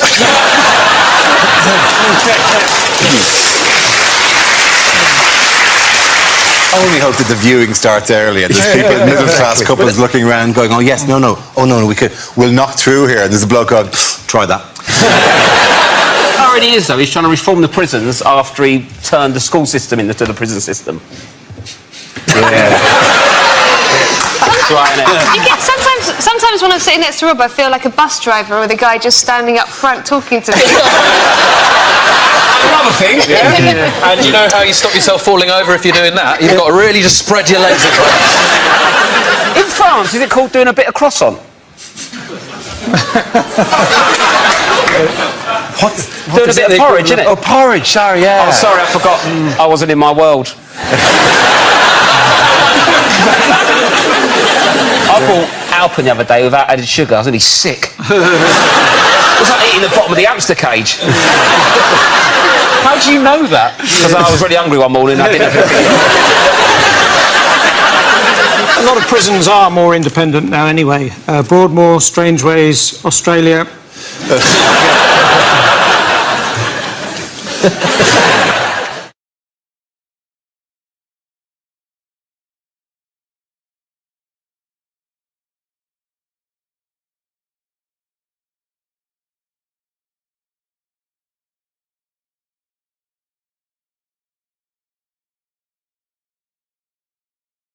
Okay, here we go. Let's spin the wheel. And the topic is growing up. That's offensive. I think my parents always wanted me to be really, really grown up. Like, I remember years ago, my parents coming into my room, confiscating all my toys and saying, you're too old for teddy bears. And I was so upset, I just stormed out the house and I just drove. I'm a proper grown-up now, though, and I can tell I'm a grown-up because of my pyjamas. Like, you can all tell you're grown-ups because of your pyjamas, because, like, when you're a kid, I'd wear pyjamas that had, like, immature things on, like Disney characters and stuff like that. But now I'm a grown-up, you know, I wear pyjamas that have got more mature characters on, like the Cast of Atonement. I mean, my 11-year-old cousin, we've both got Harry Styles pyjamas, but hers say One Direction and mine say Dunkirk. Obviously, slippers is the only exception to this. Slippers only ever have grown-up characters on because it's only grown-ups who wear slippers. No child in their right mind is wearing slippers, and if your child is wearing slippers, keep your creepy Jacob Rees-Mogg child away from me. When I was growing up, all I ever wanted to be was I wanted to be an astronaut. I thought I can be an astronaut. I've only got two weaknesses, being vague and another weakness. Well, no, I can be an astronaut, but the problem is, if you tell your teachers you want to be an astronaut, they say, no, you don't need to study that. You need to study Shakespeare. The only way you can become clever is if you study Shakespeare. That's not true. Shakespeare didn't study Shakespeare. He went on to become Shakespeare. Shut up, shut up, shut up. I'm just annoyed at myself because I didn't realise to be an astronaut you've got to be good at science, and I didn't listen during science, and now I don't remember any science. Like, I remember the basics. I know stuff like if you put a tooth in some milk, you will lose your job at Cravendale. But I get annoyed at what I do remember and what I don't remember, and I find it unfair. I find it unfair that for 7 years of my life I had to study physics every single week. I don't remember any physics. Yet in 2003, I saw half of Johnny English. I still remember the name Pascal Sauvage. Thank you very much, Brad.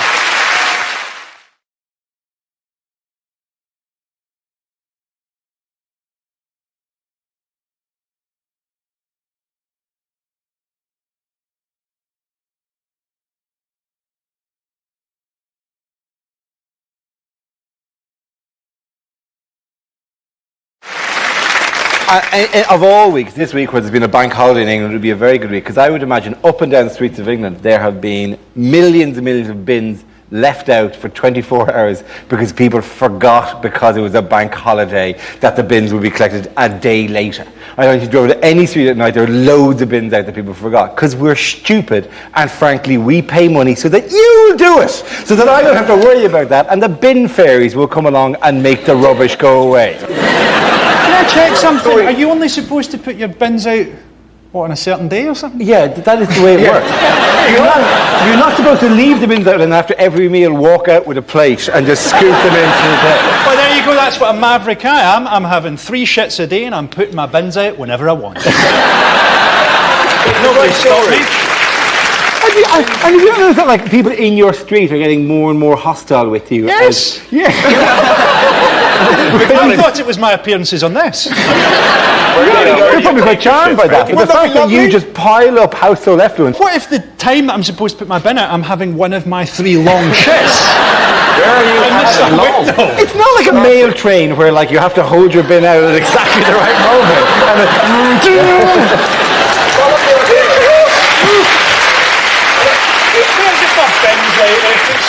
Is it a nail that's of any use to anybody? It's not the utility of your rubbish. You two simmer down. Every night after we record this show, I have to go and do the fucking bins. I go home and not only do I have to do the bins, I have to separate everything I've used into every component part. Hounslow Council have given me, it's just driving me up the wall, right? Do you know about it? They give me a bag. They give me a bag. Every 2 weeks I have to fill a bag with garden waste. Oh, my God. I have to go to parks and collect leaves and put it in the bag.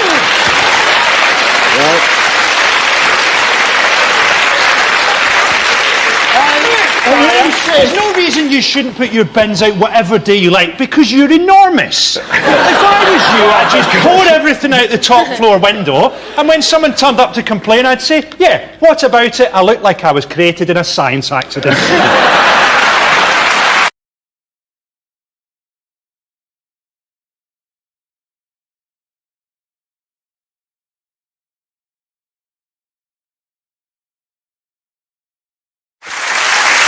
Our next round is called If This Is the Answer, What Is the Question? On the board are 6 categories. Holly, which category would you like?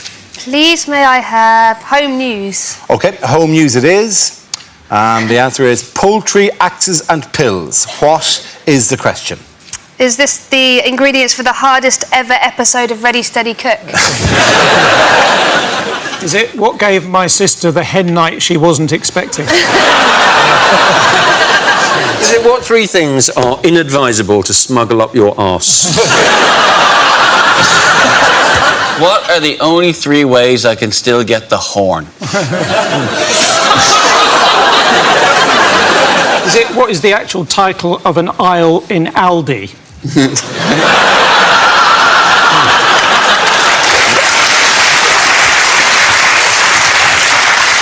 Is it what accessories come with the Charlie Sheen action figure? What 3 things do you need if you're going to cook cock ovalium?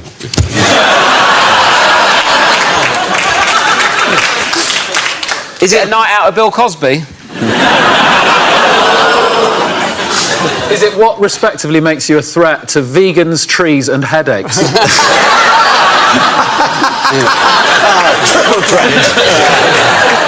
Is it what ingredients does Heston Blumenthal need to make a lemon meringue pie?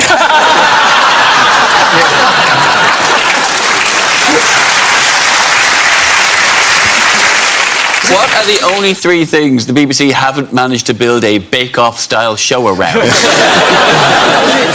What 3 things do you need if you're going to make an abattoir where the chickens have a choice? Oh, that is... Wow, that is dark. So I put it to you again, Mac Cluckerson. Shall I do it or shall you do it? Then you know the correct answer. What are you allowed to have a plastic... OK, what are you allowed to get a free plastic bag with if you're buying? I didn't say this right. Say it one more time. OK.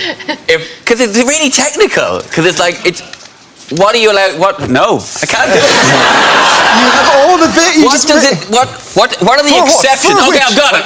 For which items? What are the exceptions to the free plastic bag? No.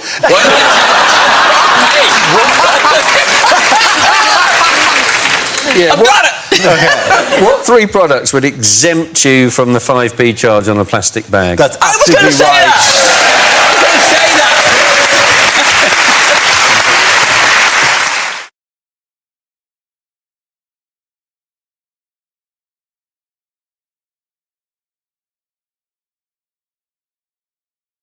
Milton, let's see what you've been left with. Let's spin the wheel. And the topic is transport. So I was on the bus the other day. Driver stopped, got off, wouldn't come back. Apparently some bloke with big teeth kept talking to him.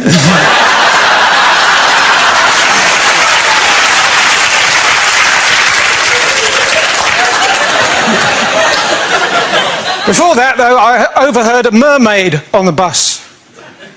She said, I like sitting on the beach, but my other half likes swimming.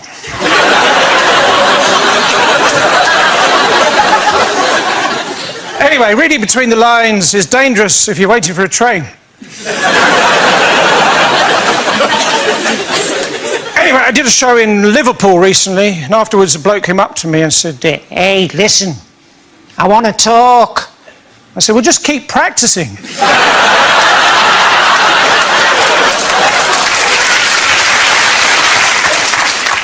Next month, I'm in Northern Ireland, County Down, 4, 3, 2... I don't need a relationship. I am a rock. I'm an island. Sometimes I go down to airport arrivals and I stand with a piece of cardboard saying, no one.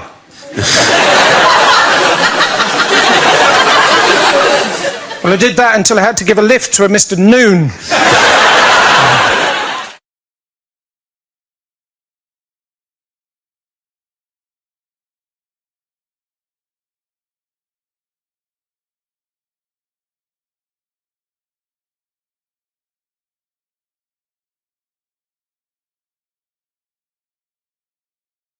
The question I was looking for is, according to a major new UN report on climate change, how certain are scientists that mankind is to blame for global warming? This is the news that the Intergovernmental Panel on Climate Change has published a report concluding that they are 95% certain that since 1950 mankind have been the dominant cause of climate change. It's a disappointing statistic, though, isn't it? It's like when you see on a condom packet, these are 99% successful, you know, and you think, well, what happens if you make love 100 times?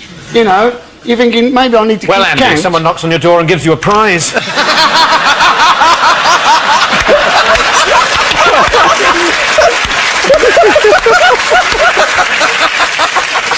Are you trying to say that I'm still in the 90s? It's merely gossip, I'm sure. Yes, but there's obviously people who won't. It doesn't matter how many reports. They say sea levels are going to rise, but that's very difficult to check. Because they're constantly kind of doing that. Yeah, but the ground isn't, Josh. No, notice that? There's a fairly easy kind of, like, if you look at the edge of like a harbour, there's like a wall that gets wet and then dries and then gets wet again. That's... Yeah, but they're up and down, Dar. They're going up and down all the time. But they can just measure the highest bit and wait a while to see if it gets higher the next day. That's why you're a scientist. They're all worried about sea level rising, aren't they? Because apparently East Anglia, if it goes more than about 2 metres, the whole thing is going to go underwater. And currently in East Anglia, they're complaining about all these wind turbines are going to spoil the view. You're thinking, not as much as 2 billion gallons of seawater. They'll be grateful for the wind turbines, then, won't they? Because they'll be one of the few things above sea level that they can bloody cling on to. I want the wind turbine! I didn't think this plan through! What's the other 5% that might be to blame? No. It's there is still a 5% chance that it will be. It's not like squirrels or something. It isn't. That other animals have been farting out the CO2. I was just going to ask Miles what the chances are of it not being called as a fraction. As a fraction. As a fraction. What would that be? Oh, you're looking at 7/20 or something like that.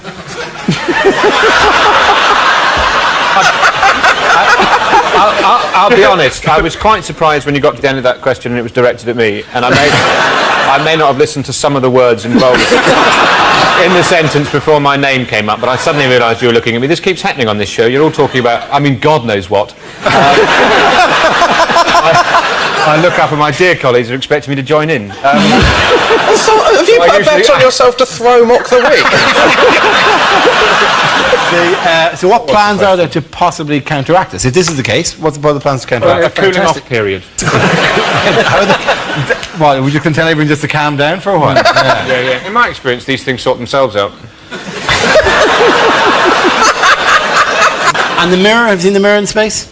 A mirror in space? You build a mirror in space that would deflect sunlight, because the sun is the thing which is constantly going to keep overheating. So you deflect the sunlight away. Will it face us as well? Will it be double-sided? What, will you be able to look at yourself in the space mirror? Yeah, you'll be going out and you're going for hair, all right? Yeah, good, let's go. Good to go. Okay. And if you break the mirror, it's 1 billion years. I have this like in small squares, so it's like a mirror ball. So that if it spins in space. Ball. A disco ball. Giant.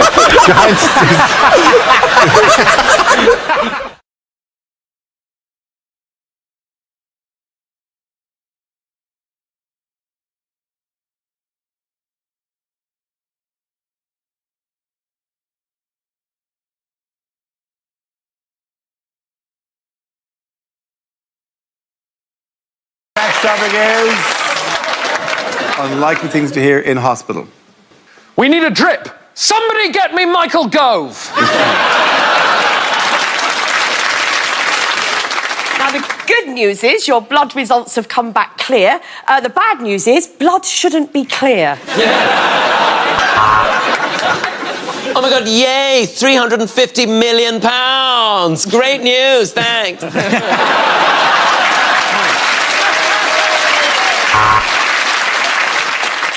Time of death, Pim's o'clock. Look, if you squeeze his drip really hard, he gets an erection.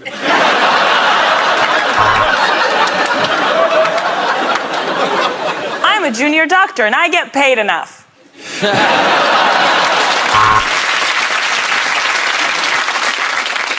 Erectile dysfunction, you say? Does it hurt when I do this? And does it feel amazing when I do this?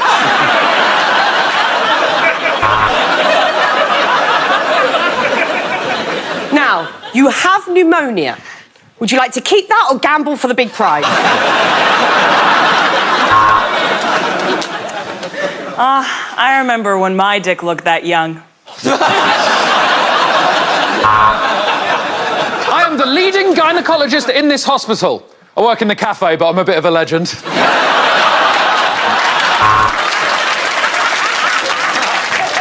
Would anybody like a hand? I've just found a hand.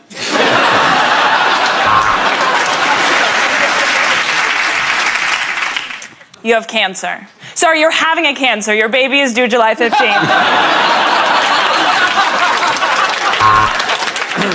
Well, the good news, it's not spread. It might be jam or peanut butter.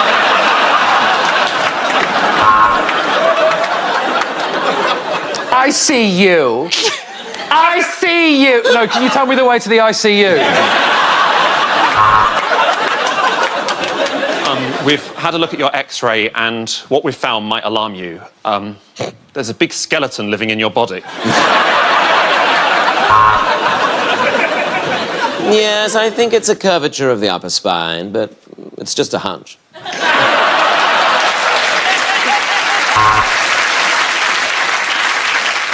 Good news, Mrs. May. We managed to have your tear ducts repaired just in time for your big speech. All right, yeah, now the point to Tom Organer.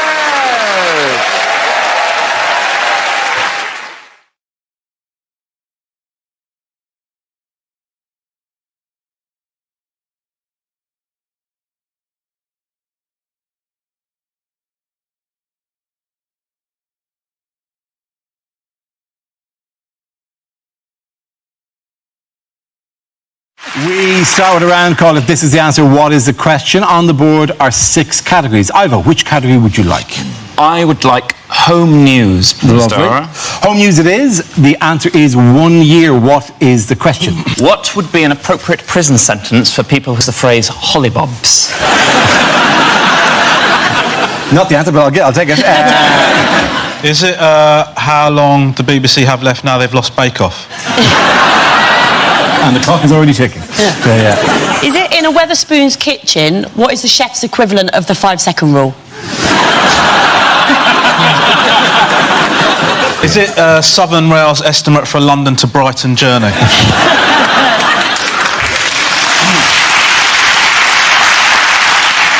Do people kiss goodbye to their children at a Southern Rail station and go, you look after your mum? How long does it take to earn £100 if you work at Sports Direct?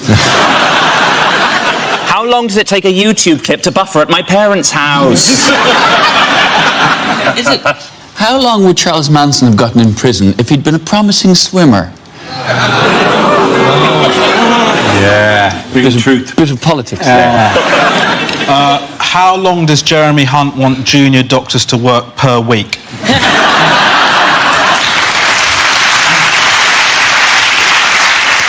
OK, so under Theresa May's education reforms, how much of a carefree childhood will children now be allowed? Is it how long would it take to rewatch all of Dara's TV appearances from the last month? Very good. Thank you very much. If I make a joke about ISIS in the queue, how long will it take me to get through airport security? OK, is that the correct answer? I think. How long has Jeremy Corbyn been leader of the Labour Party? It is indeed. Thank you very much, you there. Well done.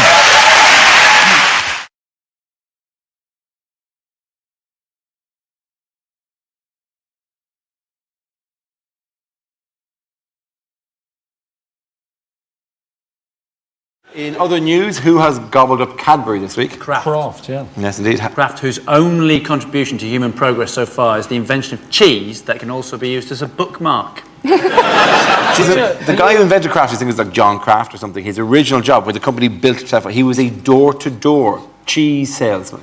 Well, actually... If there was someone from another era, would you ever trust, ding dong, would you like some cheese? No! A man walking door to door. I could beat that. My mate, when he was younger, used to be a door-to-door karate salesman. Can he do karate? No, he can't. That question there could have been answered so many... You could have asked that question any week. Who gobbled up Cadbury's this week? Obviously, this week it's Kraft. Most weeks it would be sad, lonely women at that sort of... I'll tell you what, though. I'm not lonely. And also... There is something... See, I'm genuinely worried about dairy milk, though, because I don't know why it's my one source of milk. So what's of a dairy milk? Your bones will be nothing, you know? On the news, they kept saying, they just kept saying that Cadbury's had been taken over by an American food giant. I was thinking, you're going to have to be more specific, because about half the population of America could technically be described as American food giant. Truly, you could say that the Jolly Green Giant. He's one of yours, isn't he? He's British. You could say that he could defend. He's British. He's fictional, Dara. Oh, well, that's real. Fictional British. So he's green. What would make you think he wasn't one of yours?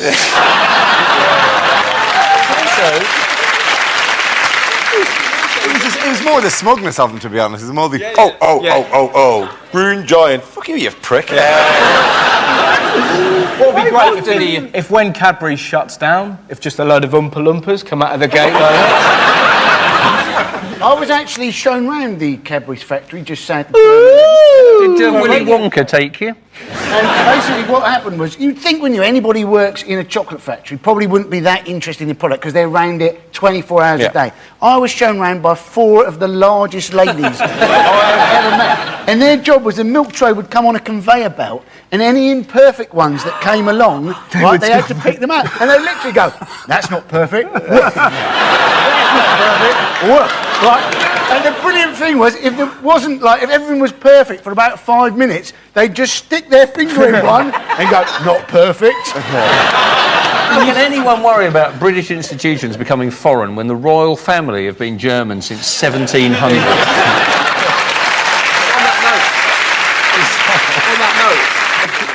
There's a guy called Ray Egan. Ray Egan is a retired policeman who stands outside British companies when they're about to be bought in order to protest it, actually, and stands like that.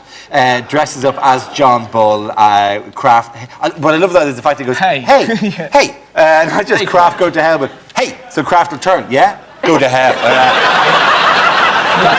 There was this big thing with all the phone debates when people were phoning up complaining, and it was a beautiful moment of radio. I don't know if anyone heard it, but there was a woman on the phone saying, it's terrible what they've done, it's terrible that we're allowing them to sell a British institution like Cadbury's. And the radio presenter, it was Jeremy Vine, he actually said, well, are you going to join the calls for a boycott of Cadbury's chocolate? She went, oh, I won't go that far. My sister bought me a box of 48 bars, the standard size bars of dairy milk for Christmas, and I think she thought it would be like one a day and it would last for ages, and I just opened it with a kitchen knife. I did think about putting them all out on the bed and like writhing around naked like an indecent proposal. Don't do that. Never mix sex and chocolate. Women tend to look like Morph.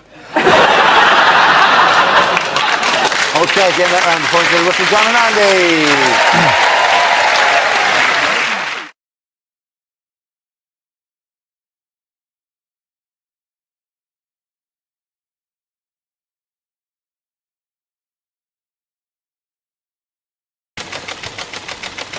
And the topic is travel.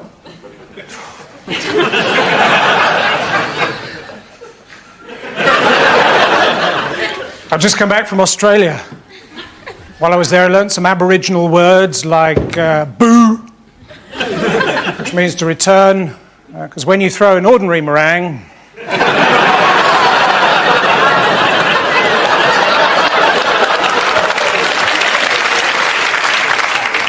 I didn't think much of the film on the plane coming back from Australia. It turned out to be a 24-hour animation of a plane travelling from Sydney to London.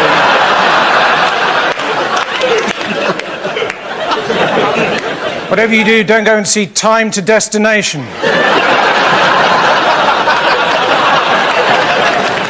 Italians, slanty little eyes. Sorry, italics.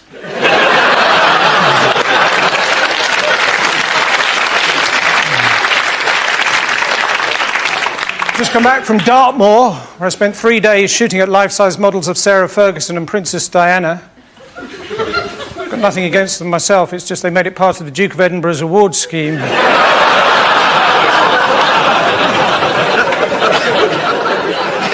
I've just come back from Russia. Always wanted to go out with a Russian girl, because in my experience, inside every Russian woman, there's another Russian woman.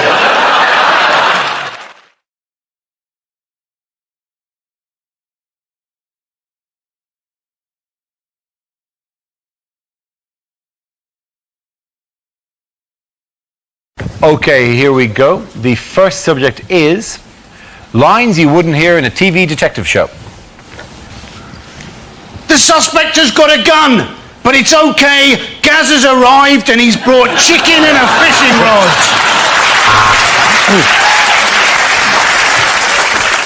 I'm not doing it. This is a midwinter murder. It's freezing. It's not in the contract.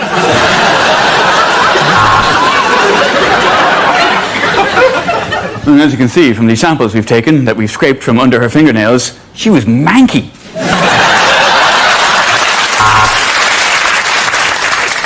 He were a policeman that got hit by a car and thought that he'd woken up in 1970. He were wrong. It were present day. This is CSI Hull. Sergeant, if you look closely, there are semen stains all over these bed sheets. Let's book into the Holiday Inn instead. Poirot, you've done it again. You've bored me shitless for the last 2 hours. So that's it. At the end of a 3-month investigation, that is it. It's Colonel Mustard in the living room with a lead pipe.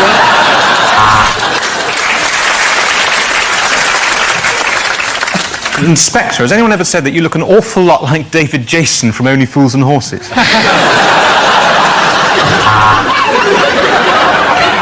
Yes, Miss Marple, we've had the lab results back, and it's very interesting. Actually, it's thrush.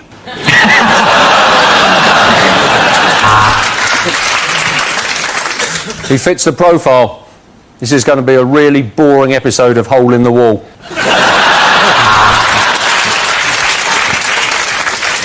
You're probably wondering why I've asked you all to gather here in the library. Sorry. Probably wonder why I've asked you to gather in the library. It's the TV presenter Noel Edmonds. Have you any idea why he was killed? It's the TV presenter Noel Edmonds.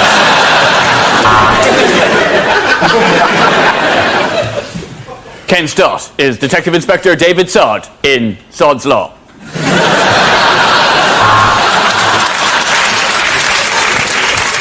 Well, we know now who's responsible for the killing. It's society, yeah?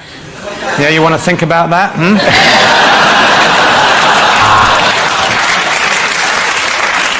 The body is that of Eamon Holmes.